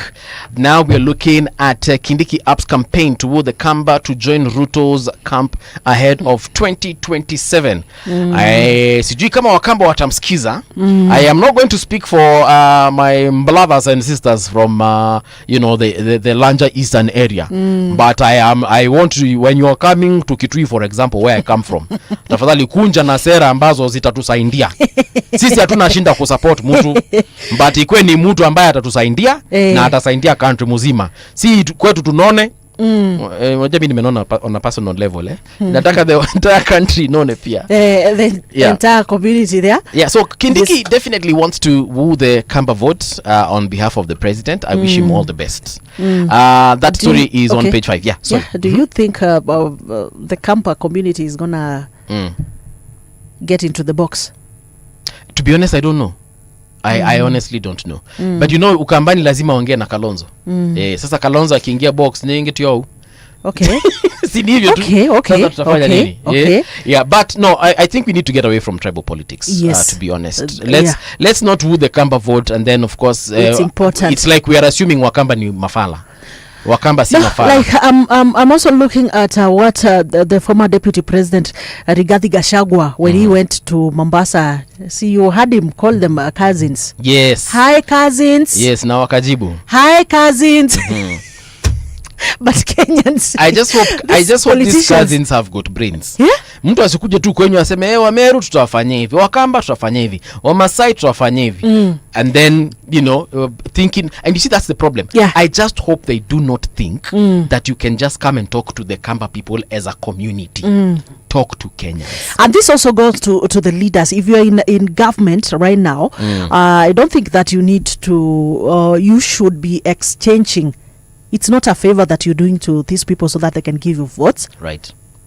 These Kenyans deserve development. Yeah. These Kenyans, they pay taxes. And so when it's like you want to use development so that you can work people to you, to me it sounds, it doesn't make sense. Yeah, it's there's this thing always, even Kamba leaders and not just Kamba leaders but leaders all over the country.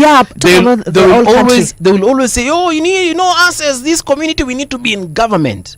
No, the government belongs to everyone, whether your community voted for this presidency or not. Yeah, so tusiseme tuna develop Ukambani because now the Kamba community voted for the president. And that is the reason why the other day I was asking you, is it a must that when the development will come your way when the president has visited your region? Why is it that we are seeing projects being launched, we are seeing projects being started only when the president goes to yes, only when the president comes to your area? Yeah, that should stop. Does it mean I feel like this development is being used like just like it's just a hook? Yeah, that should definitely stop. Definitely.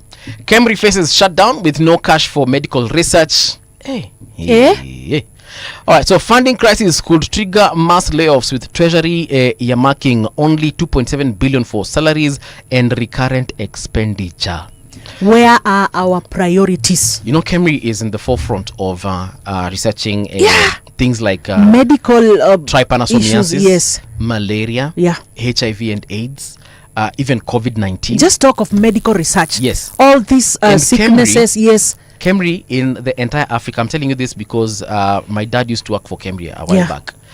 Kemri is one, like in the entire African region, Kemri is the only place that has got the capacity, because even CDC Africa is stationed at Kemri. At Kemri, yeah. So you can imagine if we are unable to fund Kemri and the people and the experts who work there. If you're unable to fund them, then we are gonna face a very big problem. Losing it. We are waiting for another pandemic that, unfortunately, God forbid, would start from Kenya. We are getting our priorities wrong. Cholera researched from Kemri.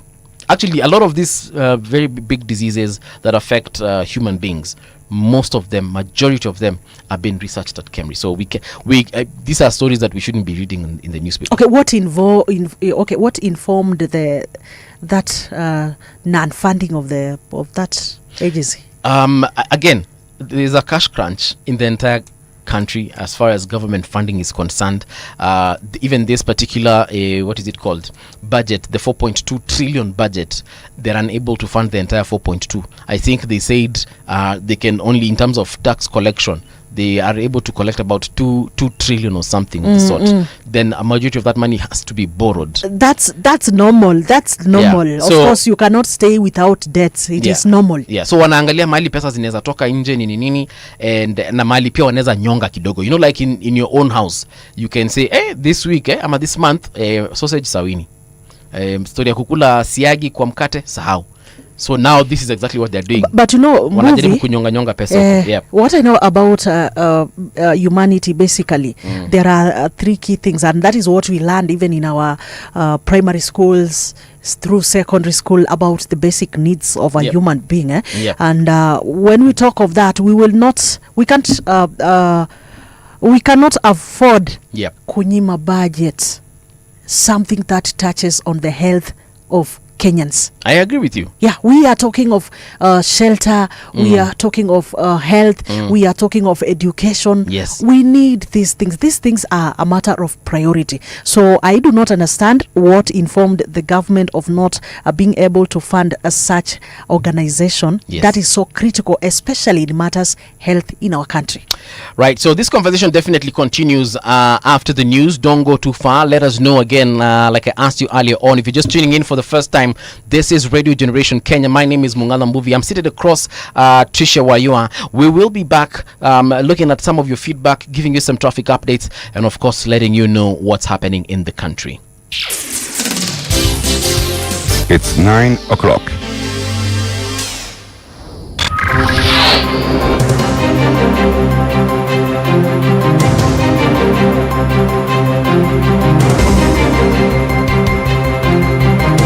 This is the Radio Generation News.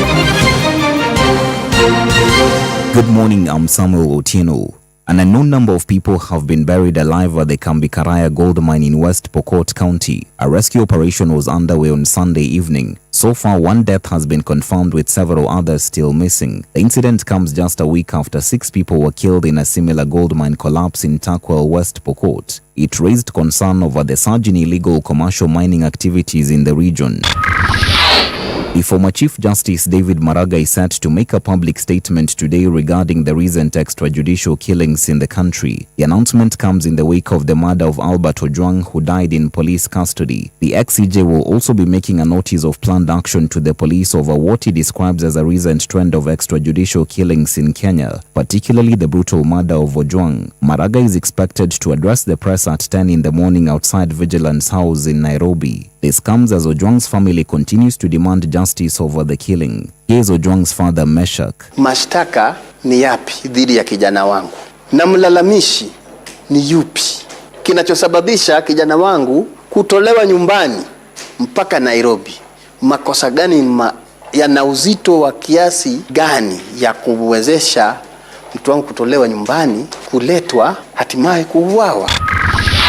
Elsewhere, religious leaders in the country have condemned the killing of Albert Ojwang, who according to investigations died in police custody. The clergyman called for the perpetrators to be brought to book over the murder. Everybody who is involved should step down. If they later are found not guilty, no problem. They'll be reinstated to their places of work. If they are found guilty, they must face the full law. President William Ruto launched a scathing attack on the opposition, accusing them of focusing more on slogans than the country's development. Speaking at a church service in Kakamega, the president took issue with what he describes as the opposition's tendency to start division along tribal lines. He also accused the opposing side of spreading resentment instead of offering solutions. Hawana mpango, musipoteze na we cannot hand over to people hawana mpango. Ati mpango yao Ruto must go. Sasa Ruto must go itakusaidia na nini? Hujui vile vijana wetu watapata kazi, hujui vile kilimo itaendelea, hujui vile watoto watasoma, huna mpango ya ajira ya vijana. You have no plan to do anything. Local leaders in Kakamega also called out the opposition for lacking agenda for the country. Hii opposition ya Kenya hii ni ya mdomo tu. Ukiwauliza agenda yenyu ni nini, hati tunataka kutoa William Ruto kwa power, na wana agenda. Lakini Rais William Ruto na kinara wetu wa ODM Raila Amolo Odinga walileta na kuunganisha nchi yetu kwa pamoja. Kuna jamaa wa shares ambaye alikuwa anasema ati sisi tupewe 30%, anasema vitu zingine zote ziende huko kwao. Ile wakati alikuwa deputy president, books of account inaonyesha yeye ndiye alidhulumu wa Kenya, akasema kila kitu iende wapi? Kwao. And finally, South Africa have claimed their 4th consecutive Rugby Africa Women's title, overpowering hosts Madagascar 61-17 on Sunday. The victory came during the final day of matches at the 2025 Rugby Africa Championships in Antananarivo, Madagascar. Early on Sunday, Kenya's Lionesses secured second place on the standings with a 47-0 hammering on neighbors Uganda. The South African women have made Antananarivo into a happy hunting ground, with this latest victory marking their 3rd consecutive triumph at this level in the Malagasy capital. And that's the truth on Radio Generation. Good morning, I'm Samuel Otieno.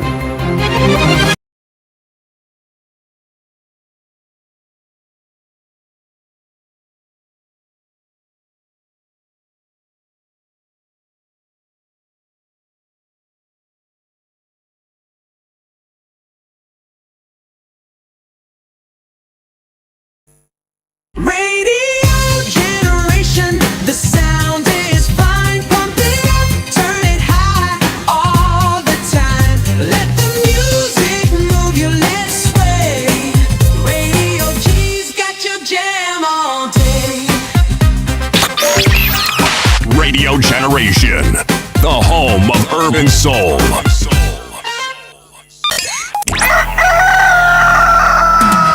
In the beginning. But now there is Radio Generation's The People's Breakfast, curious and bold, getting facts from the shadows. That's what it is. Now, as the city wakes and secrets stir, a bright new voice shines. The People's Breakfast, your morning, your voice, your journey. Good morning. Good morning, my neighbor. Welcome to the home of hard truths and bold insights, Radio Generation. My name is Mungana Mbuvi and this is Radio Generation Nairobi. It's 88.8, Mombasa 90.7, and of course all over the world. It's rgk.co.ke. Let me see, is anyone tuned in? Nimepata message. Nasikia tu simu yangu ikilia. I want to understand who's tuned in. I've got Anna Platonova, a friend of mine. She's from Russia and she says it is loud and clear. Thank you so much for that. Jumping onto Facebook. Hapa kuna watu wamesema leo lazima wakwe tuned in, and we do appreciate by the your audience. Thank you so much for coming through. I'm gonna just go through your names, messages tutasoma baadaye. Vincent Odhiambo, how are you doing? Abigail Mukami, thank you so much. Fine Mjuku, habari yako. Bridget Matei, Patrick Mbaru, how are you doing, sir? Thank you so much for coming through. And last but not least, we have Gideon Mosao and Alice Karaoke. Thank you so much for coming through, and of course congratulations for being the first listeners of this great new venture. Yes, my name is Trisha Wayua. Of course, this is the People's Breakfast, and for those of you listening in all the way from Malindi 92.1, 92.6, Lamu 89.5, Garissa pari yake, kila kitu iko shwari kabisa ndani ya Radio Generation Kenya. And I'm also seeing some people are already tuned in. There's this one, Daniel Kalani is saying that he's tuned in, is liking it. Edgar Otieno, all the way from Mombasa, you're saying that you're tuned in to the show and you're liking it, you're liking the discussions. Akasema kwamba hiyo ya pesa, hiyo vile mumegawanya hiyo pesa mpaka pale kubaki na nil. Yes, amependa. I usually why is liking that. I usually tell people yes. if you're gonna get into employment, it's okay, but me I encourage people to if you can avoid employment, or if you can substitute employment with something else, like you complement it. Yeah, complement it. As you are employed, tafuta side hustle, you know, that will help you survive through turbulent times, and especially right now all over the world. Tuseme ati Kenya ndio tunaumia sana kuliko the rest of the world. Everywhere ni kubaya, ni venye tu sisi tuko hapa Kenya tuna experience the Kenyan version of the problem. But if you can actually find yourself something else to do that will actually give you extra income, good for you. Have something on the sideways. Yes. Yeah, it's gonna a little help. bit of an update before we get back to the paper is the fact that there's a school bus that has overturned somewhere on Thika Road. As you're approaching, you know, after survey, as you're approaching Mountain Mall, there's a school bus there that has had an accident. We're not sure of any casualties, but we've seen people on the scene and fast responders on the scene trying to ensure that everyone gets, to school and home safely and their workplaces. Yes, so yeah, yes. We'll definitely keep you updated as far as that is concerned. Looking at the People Daily, and this is page, I think this is page 4. Yeah. Page 4, there's a story here about the governors, and apparently they are threatening to boycott revenue talks. Council of Governors Chairperson Ahmed Abdullahi, who is the governor of Wajir, says that they threaten to boycott future negotiations on the division of revenue bill, claiming that the process has been reduced to a mere formality. Ni kama wanakutana wanaongea, then that money, yes, after they've discussed, yes, nothing happens. Yeah. You know, they say let's give 10 shillings to radio generation, 10 shillings to patie Trisha, and then 50 shillings to patie Paul ende akanyolewe nywele, alafu hiyo pesa hakuna mahali naenda. Yeah, it's so unfortunate. You know, he says that at least, you know, we know to hand over like 200 functions were transferred to county governments. Yes. And of course, we expect that adequate financing should be factored in. Yes. And that is what we usually see on the papers. Yeah. On the papers, tumepatia hawa hii, tumepatia hawa hii. But now, on the ground, what really happens? Yeah. What really happens? Nothing. If we are being honest, nothing happens. Yeah. So, for example, they have said that they had, rejected the threat comes after the National Assembly rejected the Senate's proposal to allocate 465 billion to the 47 devolved regions as their equitable share for the 2025-2026 financial year. The Division of Revenue Bill provides for the equitable division and nationally raised revenue between national and county governments each financial year. So they are saying that after the conversation, they still have to come back and start asking for that money. Wanasema pesa ijafika, so they are unable to pay county workers. And you know what that means? Some of these county workers are some of the lowest paid individuals in the country. So this is really bad. They definitely need to check on that one. Yeah, claiming of that lukewarm support by the governor, and they're saying that by the governors have really criticized the Senate for what they term is lukewarm support. In that they accuse the House of failing in its constitutional mandate to protect and defend the interests of our county governments. By the way, let me tell you something. When we were getting to devolution, I think we had everything right on paper. Yeah. All right. We had everything right on paper. But vitu kwa ground.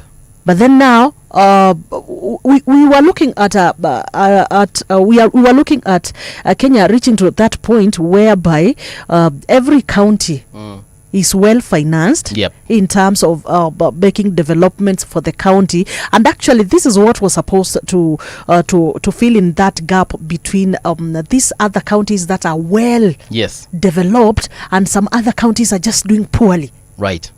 You see?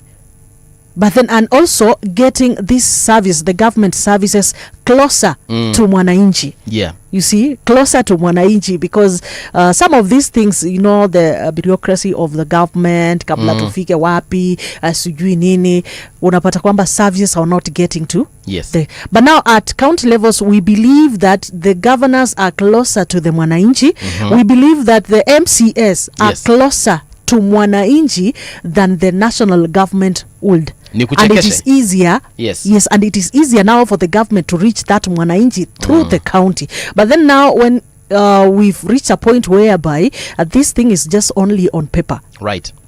Ndio umesema sasa ni kuchekesha, umesema MCAs are closer to the They are closer to mwananchi. So I'm looking at page 6. Sorry, page 6 of the People Daily, sorry. Yeah. And Isiolo residents apparently have fury over attempts to impeach Governor Guyo. So see, it's the MCAs that brought this impeachment motion. Yeah. And apparently these are the people who are closer to the people. Yeah. So clearly they are not. Because now if the citizens that elected this particular governor are now saying that they do not agree with the MCAs, where is the disconnect? Yeah.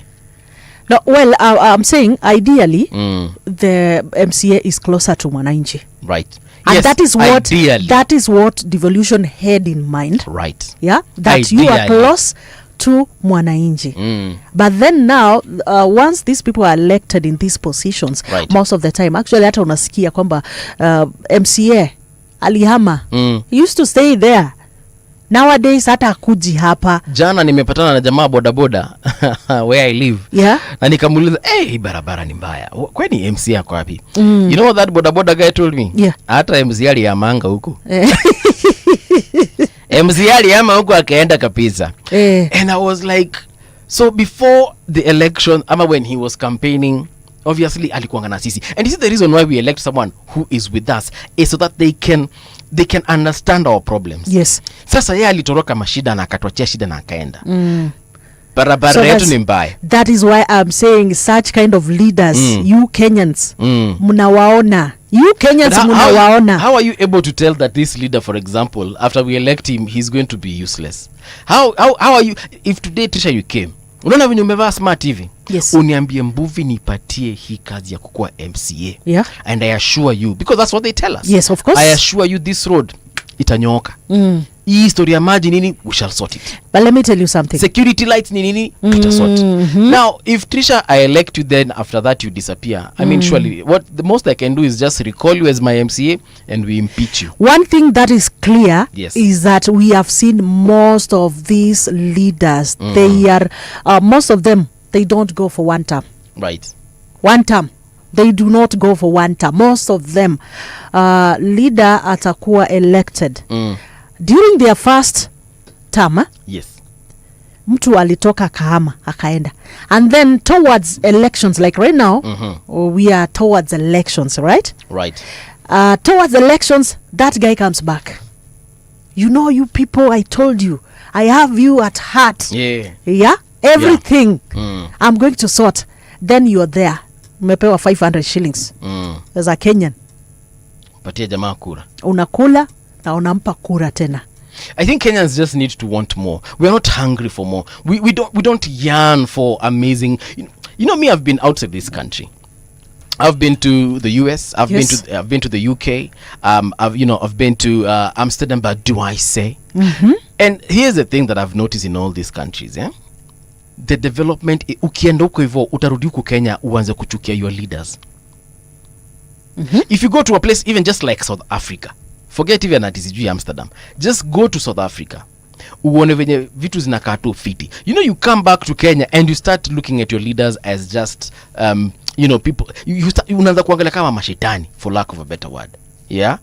And I think Kenyans do not know any better. We are so used to bad roads because we've not seen better roads. I could be wrong, but we are so used to bad roads such that we do not know what a good road is. So when we do not get it from our leader, I get angry. I've gone to countries where water is just flowing like milk and honey. So when I'm here in Kenya and then I'm looking for an apartment, alafu ninaambiwa huku maji sijui ni ya chumvi because maji nilifanya nini because inakujanga sijui Monday na Tuesday, alafu hizo siku zingine 5 of the week you do not have. I get angry. I've gone to countries where we don't have cops on the roads. Traffic lights are working perfectly well. I've gone to places whereby the police is courteous or are courteous to you. They wanakuuliza, how are you doing, sir? How are you doing, madam? How was your day? Where is your license and registration? Unawapatia na anakuambia vizuri, anakuambia boss, hii kitu yako ime expire, na anakupatia ticket na hakuna bribe. No money is exchanged anywhere. Like it's a transaction that takes minutes. but huku Kenya karawa na kushika, and then now a conversation starts. Sasa mtu yangu nataka tufanye aje? Unacha lazima tuelewane. Sasa sununua hata chai. If only, let me tell you, a lot of people in this country are driving with expired driving licenses because they know at the end of the day nitashikwa na karao nimpatie so ama 50 bob story. So we are also the problem. We are driving with cars that do not have insurance because I am certain I'll be arrested by a cop, and this cop, once I give him 1,000 bob, I am good to go. But there are countries where that nonsense does. Kwanza ukitolea karao pesa anakasirika nawe sana. So I think Kenyans just do not know better, because if we knew better, we would be demanding for better. You know what I mean? I get you. There's this story. It looks like you want to tell me something from the phone. No, you can continue. SMS. Continue. All right. So there's this story on page 8 of People Daily again. Bilharzia cases on the rise in Bungoma. Just a few minutes ago, we were talking about Kemri and why it is important to fund Kemri, because these are the kinds of research they do to ensure that we are living a better life and a healthier, life. Yeah. So if you do not take care of this one, you can read that story on page 8 of the People Daily. The next story is by Rawlings Otieno, also still on the People Daily. Senators draft a bill to expand legislative powers. Senators have drafted a constitutional amendment bill that, if passed, will secure an enhanced legislative authority. Yeah, and this is after they rejected the constitutional amendment initiative spearheaded by members of the National Assembly and decided to push for a parallel proposal to alter the country's supreme law.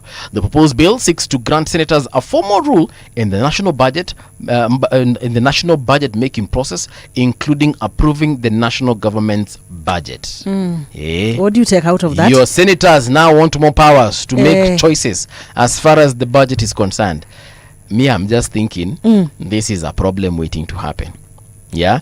The move to amend the supreme law follows the recommendation of the National Dialogue Committee chaired by Wiper leader Kalonzo Musyoka and National Assembly Majority Leader Kimani Ichung'wah. Just read that story on page 8. You will get to understand the problems that we are about to have as a country. So you don't want them to participate in that? Already parliament is doing that. Hii ingine ya MPs ya kina Jalango. Sasa mbona hii shida ingine tena tunaanza kupatia Senate tena? Do you know most of the time we are replicating duties? No, okay, that means we also replicating duplication of of course, and of course that is still eating into the taxpayers' money. Yes. But I'm also looking at most of the time, we have accused the legislators, especially the MPs, of passing bills that will favor them. Most of the time. So I think the Senate trying to also being given that mandate, I think that they'll be able to regulate this. You see, like we've just done a story about the county funds allocation, whereby there is a disagreement between the MPs and the senators. So I think also, because our MPs, some of these things they do because they do not have somebody who can at least caution them. The Senate is already the overseeing body. They are oversight. Yes, thank you for they that do part. oversight, but then also getting most of the time you'll just oversight. What is oversight?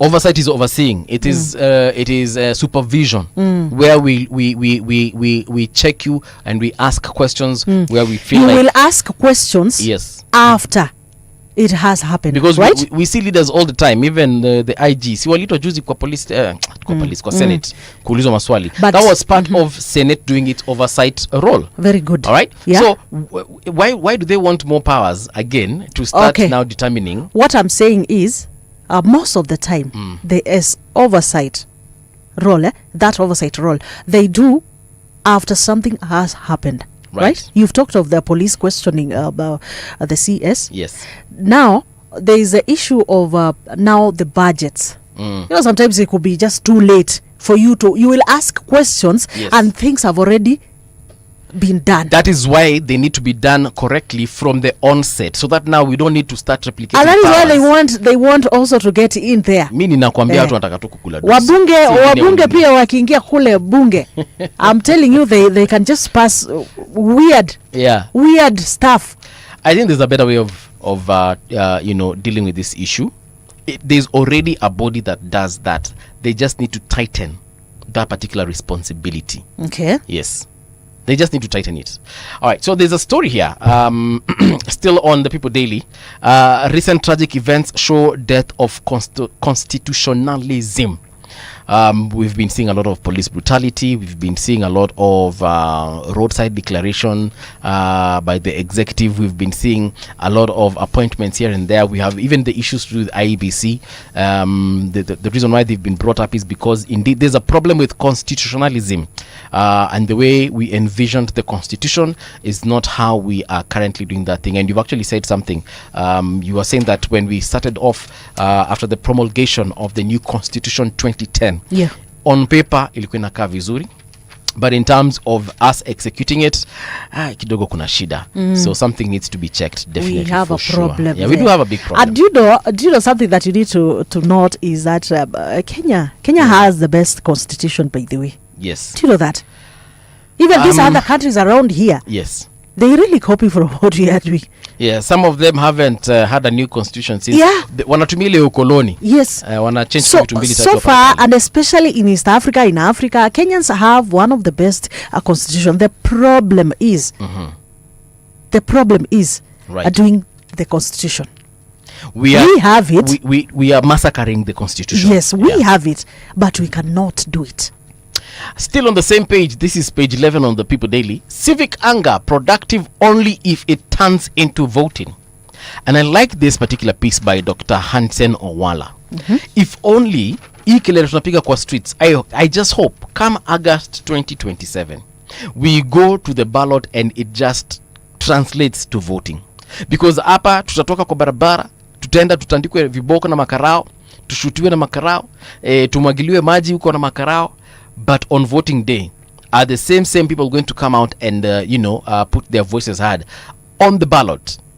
It's a very good question that we need to ask ourselves. So what I would say is that you need to read this particular article by Dr. Hansen Owala. It's on page 11 of the People Daily, and perhaps we need different ways of doing civic education. Sure. Yeah, It's important. I've spoken to a couple of people, both up country and in Nairobi, and I can tell you that we still do not understand our role as civilians and our role in electing leadership. People are still stuck in the what is it called? In the moment, not in the moment, but they're still stuck on the notion and the idea of the Mutuwetu syndrome.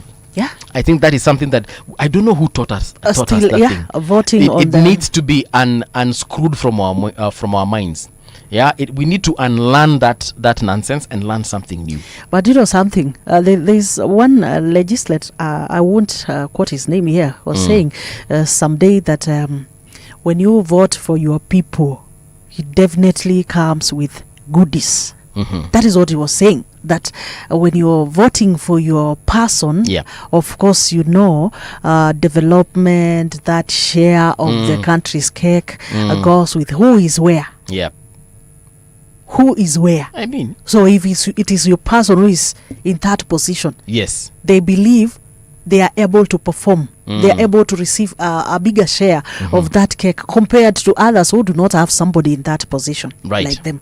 Okay. Well, it is just a feeling. Well, it is just something that is happening. Yeah. But that is not what is supposed to be happening. I said, like, as a country, we all participate in contributing taxes in creating the country's wealth. Yeah. And therefore, we all deserve to have that equal opportunity in eating that cake. Yes. But do you think people, as far as the cake is concerned, wewe umeikula hii cake umesikianga inatonga national cake? You do it. Sasa kama kwenu kunatengenezwa barabara, I even heard that the other day after now the president's team has visited some parts there in Kambadi. There is a road that has been there for so many years. Yeah. That has been there for so many years. Finally, I heard that they are going to do the road. Yes. So I'm still waiting to see. So that's why I was saying most of this time, let politicians, our leaders, stop using what is supposed to be ours as a bait for us to be able to support them. All right. If it works, then it works. Kuna jamaa anaitwa Johnson Sakaja. Apparently he wants to set up cash collection sites. Nairobi City County is stepping up its revenue enforcement efforts as it continues to disconnect services from the county for land rate defaulters. Now, receiver of revenue Tiras Njoroge yesterday said that the decision is lawful and aimed at pushing defaulters to take responsibility. He said a list of over 100 high-profile properties has been released and the process to cut them off from county services is underway. Whatever we are doing is lawful. This is according to Mr. Njoroge. Yeah, according to him, Whatever we're doing is lawfully within the law. Some of these properties owe millions in unpaid land rates, yet their owners continue to enjoy our services without showing any real effort to pay. There's a time the not Nairobi County but Machakos County revenue collection team came to hizo side za Mlolongo na walitandikwa viboko. I'm talking about like 2 weeks ago. They were literally chased away by the citizens na viboko na wakambua wasirudi hapa because they are collecting taxes, yet the roads are looking very bad. There is no sewerage, there is no drainage, there are no traffic lights, but security lights. You know, basically services are not being delivered. Well, let's be honest with each other. Na wakakataa kulipa kabisa. Okay, let's be honest with each other. Like for example, if you have not paid your land rates for like over 10 years. To the tune of millions. Can't you see you are unfair? You are being unfair. That one we agree with it 100%. Yeah. I won't talk about this particular situation. Of course, it's something that look, the law is very clear. Who is this? Yes, who is this who stays, for example, in a like this government houses and you have not paid? Yes. Yeah. While others are paying, why do you expect that you shouldn't be paying? Yes. While others are paying. Nasumesikia high ranking officials, you know, these are people who have influence in probably in government. Na wanasema kweli utadu. As long as you're not violating people's rights, I think if you're supposed to be paying rent, pay. Because us wenye pia wanaishi katika nyumba za kukodesha hizi privately owned, we pay rent. Now, in your what's your opinion as far as what I said earlier on? Kama service, kama county provide services venye inafaa, should people be paying those taxes? And me, I'll ask you a question. Yes. When you have not paid what you are supposed to pay for 10 years, right, how do you expect now the county also to serve you? That one I've said. Oh, it is a question now. It is a question that we need to debate about. That one I've said. Yes. It is okay. Unafaa kushikwa, ufungwe, you know, ukwe disconnected from services kama ni drainage, kama ni water, nini stima wakate. Hamna shida. Yes. But nimekupatia hii example ya Mlolongo. That's Machakos County. Si ndio? Yes. Tumekuwa tukilipa taxes for this long. The businesses along the road have been paying taxes, you know, the mama mbogas and watu maduka wamekuwa kilipa taxes. But sasa it's been over what? Years. Barabara hamtengenezi. Drainage hamunini. So when the county askaris came to collect their permits and their licensed monies, wakafukuzwa by the residents. Do you think the residents were right to do that? Well, I don't want people guns blazing on me. Utaki wavinya kukujia. I do not want that, but I'm just going to call out on the truth. Is that you guys, that is the county, if people are paying for these services, please do them. Give them what they deserve. Do the necessary. Yes. Give them what they deserve. Na wewe pia kama mwananchi. You also have a duty, a role to play. Ukilipa kama ni nyumba ya kanjo unakaa, please pay your rent. All right, it's now 31 minutes past 9 o'clock. Let me just check the traffic updates on the roads. Mombasa Road, a little bit of traffic. Hapa ni wapi? Hapa ni Kenya Union roads. No, wait. Muthama Road iko wapi? Yeah, but anyway, there's a little bit of traffic on Cabanas bus stop. As you're heading towards Cabanas, there's a little bit of traffic, but it looks like things have actually opened up because the entire Mombasa Road is just looking okay, which is a good thing. So if you're coming from Kitengela and you're trying to get into town, things for you are just new. If you're going down the road heading towards the CBD, let me see where else there could be traffic. Actually, the road is looking very good. Whether you're using the expressway or not, things are looking good for you. As you're approaching the CBD, getting into town, Palevo, Haile Selassie roundabout ndio kuna a little bit of traffic, but everything else is fantastico. Let me see if we can find any report updates on Ngong Road. Oh yeah, Ngong Road also looking very clear. This is actually very good. Thika Road sioni ni kama kuna traffic huku, naona kila mtu ako sawa. Yeah, nothing to report as far as traffic is concerned. Northern Bypass, a little bit of traffic as you're approaching Mirema, but after that everything is a-okay. There is Waiyaki Way also, naona Waiyaki Way iko fiti. Yeah, this is actually very good. Watu wa kutoka Ruiru, as you're getting to Clayworks over there, that's where the traffic is, but other than that things are looking good for you. Okay. All right. Kuna watu wa Mombasa wana traffic by the way? No, as of now, it's the roads are just clear according to what I'm getting from here. The ferry site is also so clear. Everything is just going on smoothly. Even in town, around town, Mwembe Tayari. Do you know a place called Mwembe Kuku? Najua Mwembe Tayari. Do you know Mwembe Kuku? Mwembe Kuku ni gani tena? Never heard of it. The area of Mwembe Kuku, the area of Marikiti. By the way, still residents of Mombasa, especially those business people doing business around Marikiti. Yes. Bado wanalia. There's a certain sewage there that is usually so will just stinky. Mess. Yes. It will just mess you in the morning. And mark you, there are people doing business there. So I've always been asking myself, isn't there a solution to this? Because I remember even during that time, there's when the was visiting Kenya from England, from the royal king. Family. The king. Yes. King Charles and Queen Camilla. Yes. I remember that time. Mombasa residents were like, okay, we want them to pass by there. Let them pass by there. But then unfortunately, when they were passing there, all the windows were closed, so they could not even hear that smell. I mean, they could not feel. But did they actually pass through there? They did. Actually, they did. I saw the really? Wakapitishwa kwa takataka kama hiyo? Not takataka. That is in town. That is in town.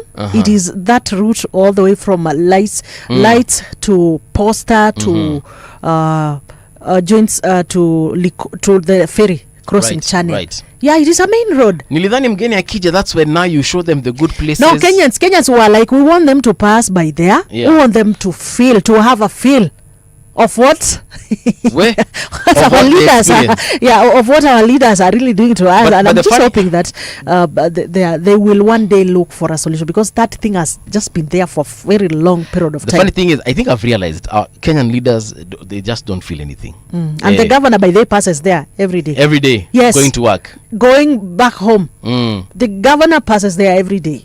Abdul Swamad. Yes. Itabidi mmeongea na yeye.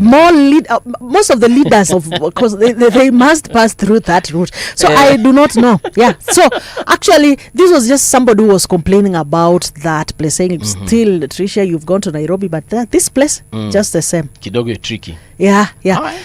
Well, there's also a story here, yes. But not even a story. Yeah, about the judicial oversight on early campaigns in Kenya. You know, early campaigns in our country. They have already started, and they are not supposed to be ongoing, but zishanza. That has been that is tricky. That has always been tricky in our country. Right. Do you remember the current president then being called Tanga? Yes. See, he was campaigning his entire time in office. Instead of working. Yes. Unafanya nini? Unataka nirudie? Tanga. That is then. Right. Right now, the Austin DP. Yes. The other day when he got into office, started campaigns immediately. and you know, unfortunately, I think for the people who are, it's like they do not have a proper playbook, you know, that tells them how to govern.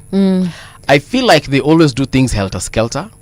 It's like they're always afraid of losing what they already have. You know, it's like mtu amesha kuingiza box, lakini kila siku anakukatia. I think you need now to get into the relationship and start enjoying the relationship. So now, understand? I would say, yes. This is what I feel is usually the problem. Most of these things are happening on the running mates. Yeah, you see, a deputy of the then. Yeah. Ruto was running mate to President Uhuru. To President Uhuru right. Kenyatta then. Right now, we talked of Gachagua was the running mate of the current now Ruto, yes. President Ruto. Yes. So this is what I feel. Once you get into the office, okay?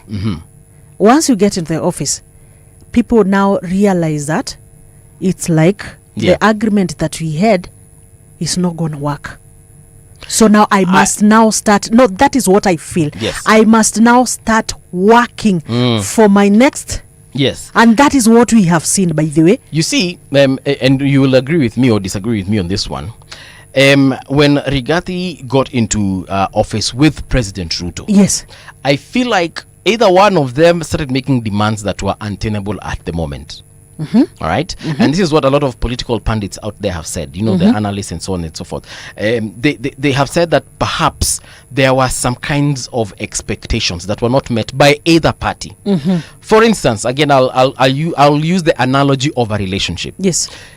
When two people are coming together, they will always say, you know, I'll do this for you. There are you know. expectations. Exactly, you know, Yes. I will love you in this way. I'll buy you a car, maybe I'll take you out for dinner, vitu mingi. Then once you get into the relationship, you start realizing the dinners that you were promised are no longer coming. You start realizing ile gari uliambiwa utanunuliwa ni kama haikuji. Yes. Ulikuwa umeambiwa maybe within a year of this relationship utakuwa na gari. Yeah. Now it's been 9 months. Na hauoni hata dalili ya kwenda window shopping ya gari. And I think unfortunately maybe for the leaders that is what happened. Because let's not forget, leaders don't just take themselves into office. Yes. They have people who supported them. Of course. Financially and otherwise. Yeah. Sasa pia wewe kama president umeingia pale and you have a lot of people showing you Yeah. rather asking you for the favors because that is what you promised them. When I gave you 100 million for campaigns, nilikwambia mimi nataka nikuwe CS. Yes. Right? Nikakupatia 100 million, shikaingia. Nikakupatia. Now you there? Mwingine akakupatia 150. Yes. Akakwambia mimi nataka tenders. Yes. Mwingine akaingia akakupatia whatever it is that they gave and then they made demands. Na pia huyu mwenzako running mate. Ya pia yako na others alikuja na demands zake. Yes. Na watu wengine walikuja na yeye. So it's a team plus a team. Wale burukenge tulikuwa tunasema. Yeah. So kila mtu na burukenge zake wanaanza ku make demands. And then the powers that be realize, guys, I just can't handle this. I just can't. I'm sorry I lied. Yes. So this is like now the boyfriend telling you, I'm sorry I lied. You know? Or the woman ulikuwa mmesikizana, hey, we want to have 10 kids. Yes. Sasa umeingia anasema, ai mi kabla nizae nataka nifanye masters. I want this and this and this. Kabla nizae hebu tufanye. Well, so it's a matter of unkept promises. I think they just disagreed. And once they disagreed, they decided to soil themselves in front of us. They hung out their dirty linen, and now we are seeing that dirty linen out here. Yes. Well, so that is, I think that is also part of the factors that I was saying that really cause this conflict between these running mates. Have you ever asked yourself? Yes. Deputy governors. But how many deputy governors do you know? To be honest, I know a few here and there, but you know a deputy governor is supposed to be, you know, chilled, relaxed. Yafai kwa akifanya story mingi. Actually a deputy governor tunamsikianga wakati governor ameanza kukuwa na drama. You understand? So when we start seeing when the governor maybe unfortunately passes on, or is sick, like what happened for Governor Kihika in Nakuru when she went abroad to, you know, have her delivery of her children, that is when the governor came out na akaanza kufanya kazi. So in my opinion, even constitutionally speaking, if we look at what the deputy governor their does, roles, they are just seated there. Me, I think deputy governors, they just receive a salary for nothing. Yes. And you see, when you're there receiving a salary for nothing that you've worked for, Yes. Most of the time, that's when you have a lot of time to go and start campaigning for yourself. So are you trying to say that is what happened to Deputy President Rigathi? Well, that is what really happens. You know, when so he was idle, he didn't have roles. When you are not given responsibilities. Yeah. When you are not given a responsibility, and we know this game really happens. I would say now you are my running mate, and because I want to shut you down, of course there are some responsibility. I make sure that I'm not going to give them to you. Yes. So you're just there. You remain silent. And that is where now people now are fearing. You know, you are like, I also brought a big nili on the table. Hata mimi nilileta wapiga kura. Yeah? And I also I deserve money. Nilileta hadi pesa, nimeleta wapiga kura. I also need to be also seen. I need my share of the cake. Yes. And you see, that's the relationship between a lot of governors and their deputies as well. Wewe kama governor unaenda unatafuta jamaa mwenye kama wewe hauna pesa, that is. You either look for someone who has got a lot of money, they help you fund your campaigns, or if you've got the money, you look for lack of a better word, a weakling. Someone mwenye atakuwa pale hata kuuliza maswali. And the president why are you using that word? The deputy president current Professor Kithure Kindiki alisema yeye ajali kukua yes man. Ana shida. Hata ukusikia wakati president alisema this guy ukimwambia aende akatekate mtu atakata alafu maswali baadaye. Kweli urongo? Yeah. So it's either you look for someone who's got the money. Yeah. Yes. Or someone who is going to be a yes just person. Loyal. Yes. Just there. Because at the end of the day, as a leader, what you need is loyalty. Would you like mwenye umekuwa president? Then I keep on kila siku na kusumbuanga tu. I just come here and start making demands. You will run mad. Yes. Unataka ukiniita hivi Mungala Mbuvi nakuja, yes madam. So most of the time you need to understand now the person that you are going for that seat with. Yeah. Most of the time if you are that person, right, you can be sure that hata utakuwa unamaliza term. I'm seeing that is what I'm seeing now is going to happen, by the way. Because all the deputy governors, yes, it's either they have money, yeah, or they are just yes people. But yes, you are saying something. So that's why I'm saying, so far, after seeing what has been happening, after seeing the trend, what has been happening from the former president to huyu wa sasa, right, I feel that position of a deputy president, the running mate, the position iko na shida sana. If you look at even at the beginning of this country, at the onset of leadership in this country, when we took over reins of power from the colonial powers, when Jomo Kenyatta finally became president of Kenya, how many deputy or rather vice presidents did he have? Kadha wa kadha. Ni juu alikuwa anampatia stress. Akiona umeanza kupiga kelele, you might be the next president, he does what? Nenda nyumbani. Same thing with the former president Daniel Moi. Pia yeye aliweka, and one of the longest serving vice presidents of during Moi's regime was who? Professor Saitoti.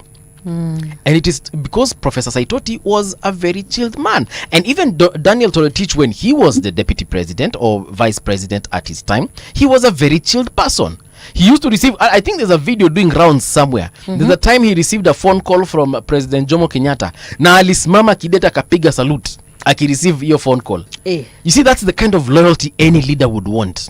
Yes, it's the kind of loyalty even men want in their homes, but it never comes. So just to bring things to perspective, if you're gonna be a deputy president in this country, it's because you've either come with money, a lot of money, or you are a yes person.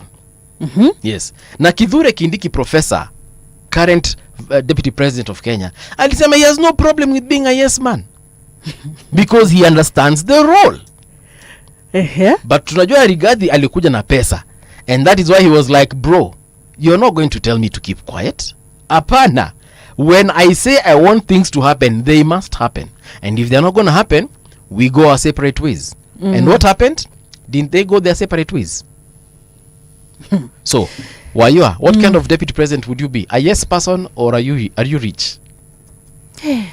Okay, I would rather be rich. I would rather be the one financing you. I would rather be the one financing you. You know, I'm also looking at the statistics of how many deputy presidents have become presidents in our country. Okay. Moi. I've seen Daniel Arap Moi. Yes. Of course, was the deputy president for Mzee Kenyatta. And then now Ruto.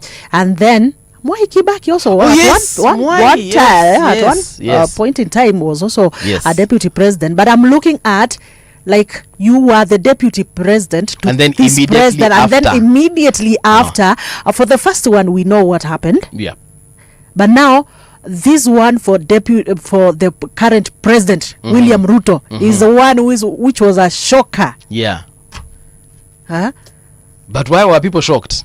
You remember during the inauguration? Yes. The way they had this, proper, it looked like the team was going to be a crazy team. Yes. Yeah. Na venye kwanza even Rigathi at the time, yeah. Akasema ataongea na Taylor wa William Ruto, akasema venye ataenda gym. Yeah. But he has come a long way. Yeah, let's give credit where it's due. Let's give sure. credit where it's due. So we eyes on the former deputy president. Right. We want to see. Yeah. Will he become a president? Will he be the other record breaker after William Ruto, the current president? Sitaki niongee vibaya ama vizuri. Yes. Because I know one of these fine days we are definitely going to be hosting His Excellency. Yes. Rigathi Gachagua. Sure. On this show. Yes. The People's Breakfast. Sure. And we shall ask him some very important, pertinent questions. Yeah. And I just hope when that time comes, the conversation here is going to be mortal. Will be heated. Yes. Aya, sawa. We are looking at state eyes margin trading takeovers to boost BOS. I don't know what that is, but apparently the Treasury CS Mbadi unveils sweeping reforms aimed at revitalizing Nairobi Securities Exchange to make it more attractive to both local and international investors. Yeah, let's see how that one goes. Kenya has been a very good hub for international investors, but lately tumekuwa tukifall short and falling short of their grace. Why? Because number one, our politics is just not on point. It's not on point, and things are not favorable for investors. Actually, in the 2024, a lot of international investors did leave the country. Personally, I know people who were laid off because companies that were owned, internationally, they had to shut down. Yeah, they closed down a lot of business. Industries, yes, a lot of industries, factories. I'm talking about factories here. Had to shut down. So people who are working in those particular factories had to go home, which is not a good thing. We're also looking at people who are just providing services, even tech services. A lot of them because of unfavorable working conditions or investor conditions. A country that is politically unstable, of course, it's unstable. It's unfavorable for business, for investors. Watu wengi sana wameondokea. Yeah. Especially because of the Gen Zs, the mandamano, and immediately after the president took over power, there was also a lot of those protests, and that also affected. It really also affected the investors in our country, actually. Yes. Yeah. So, I mean, that is something that they definitely need to look at. Yeah. So it's not, I hope it's just not talk by the Treasury CS. I hope it is something that they're definitely looking to sort out, because all talk, without action, we're just going to find ourselves in the same place. Let's talk matters health. Why increasing healthcare costs require mindset shift. Have you registered for SHA? Yeah, sure. You have, eh? Yes. Okay, that's a good thing. Because have you done? Yes, of course. Okay. Mimi ni law abiding citizen. Tuliambiwa to register, president akasema to register, and I've actually seen it working for some people. Yeah, it is working for some people. For others, including my own relatives. I have actually seen people who wameenda hospitali na wakatitiwa 100% without paying for a single coin. Wow. From when they do tests to when they receive the treatment to when they are discharged from. And I'm talking about people who wamelazwa hospitali. So I won't lie. I'm not the kind of person who comes and says, hii kitu ni mbaya. And yet I have a different opinion. Before we move on, we're still with health. Yep. Have you also registered for the boma yangu affordable houses? Sasa mimi niko na boma. Niko na boma and I wouldn't register for boma yangu na niko na boma nyingine. But I don't know. Sasa don't you think it is amazing? Yeah. Owning these houses. Don't you think it's amazing? But are they owning? I'm looking at these Kenyans who are given the mukuru, wajenga, those who occupied those houses, and somebody was telling me this before I go there, because I'm planning to go and visit them. I just want to. Do you know someone who lives there? I don't have to know anyone. You'll just go there on your own? Okay. Yeah, we will just be coming there and just have a talk with you guys. We see, because I hear in that house. Yes. Even gas, you don't have to buy your gas. It is there. What you Oh, do, really? yeah, it's token. Wait a It's minute. token. You just buy. You want to buy gas for 30 shillings. You feel like you just want to boil milk. Ngoja kidogo. Yeah. So there is a pipe Yes. that comes into my house. Yes. That has got gas. Yeah. You know, those are things we see in the US. Kazi yako ni kufanya nini? Kazi yako ni kulipia token.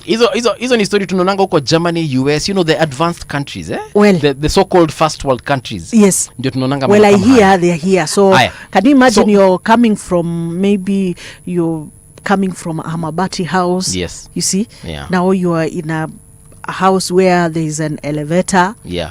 Yeah, taking you to your house. Wewe Yes. unapanda tu Mimi elevator, hata unapanda, unashuka kwa mlango Mali yako. naishi saizi sina elevator. Yes, Eh. it's a house yenye ukiingia, you know, you have everything there Yeah. with you. That's a Kuna good mahali thing. pa kuoshea manguo. That's a So good thing. okay, that is what I've been told. I want to go there by myself. I want to go and see this by myself. Tisha niko na swali. Yes. And I want us to just be honest about the situation. Okay. First of all, hizo nyumba ni bed sitter, one bedroom, mama, Okay, what are I they? think for the Mukuru there were bed sitters. Bed sitter. Yes, So for the it's first, it's the what, first. what Wazungu like calling a studio apartment. Yeah, it's a studio. It's a studio apartment. Yes. Okay, so this is what I'm going to ask about the studio apartment. Yeah. Okay.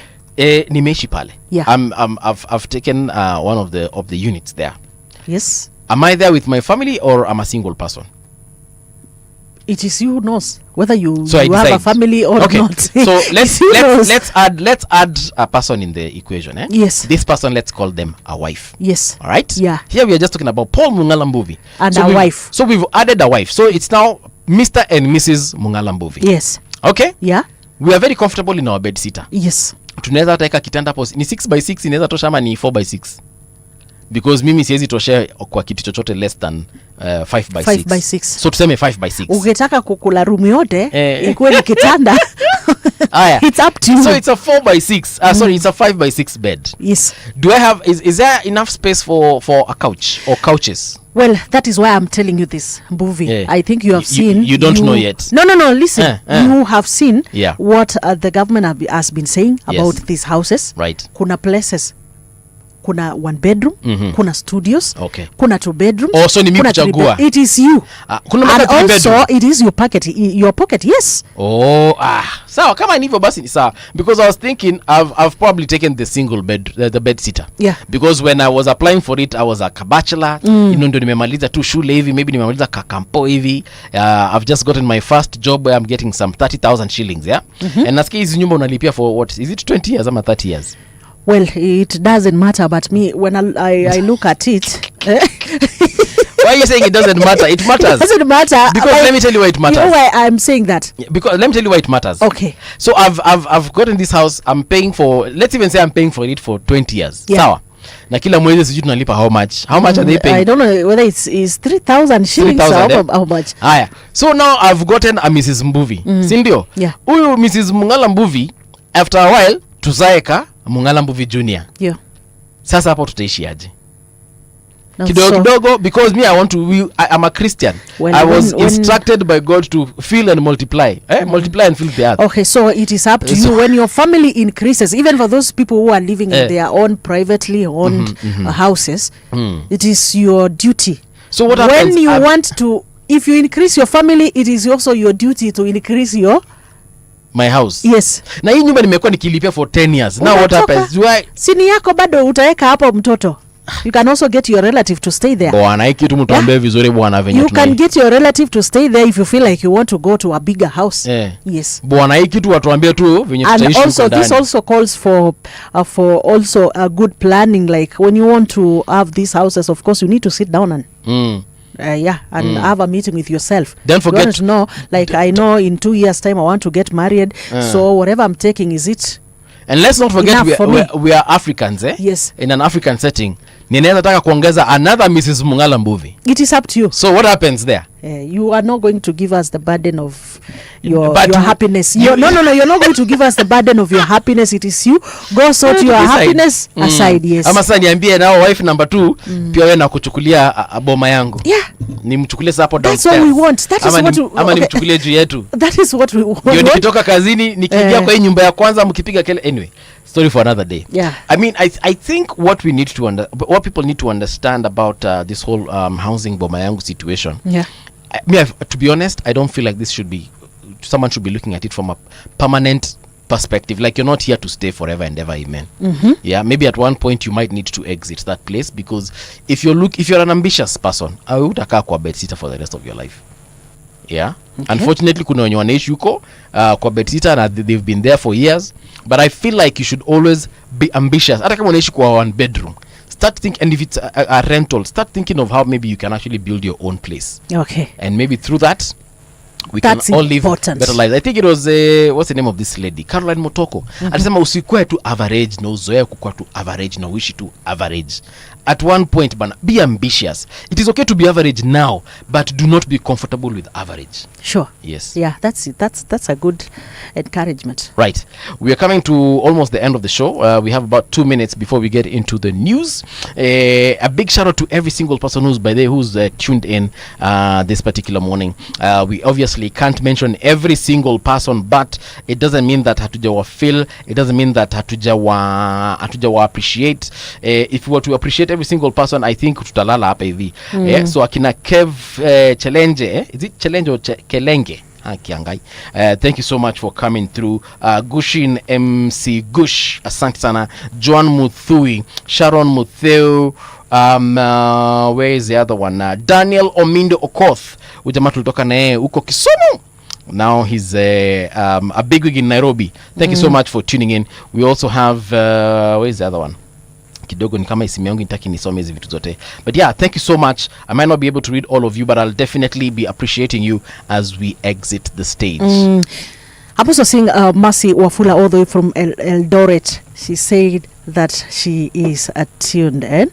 There's also Solomon Omboto all the way from Kisii. Yeah. Yes. Solomon Omboto. Yes. Anasema kwamba ako tuned in. Peter, I can see you all the way from Machakos County.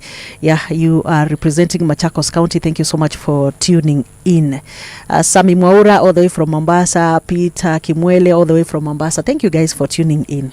All right, we shall definitely be doing this again tomorrow, same time from 6 a.m. all the way to 10 in the a.m. So if you have any what are they called, feedback, whatever, remember our social media pages remain Radio Generation Kenya across all social media pages. That is on X, on Facebook, on Instagram, and on TikTok as well. Where do they follow you on your socials? Well, you can find me at Tricia Wayua on all social media platforms. At Tricia Wayua on and all social media platforms. Is at Mungala Movie across all of them. Until tomorrow, man, it's been real. It's 10 o'clock.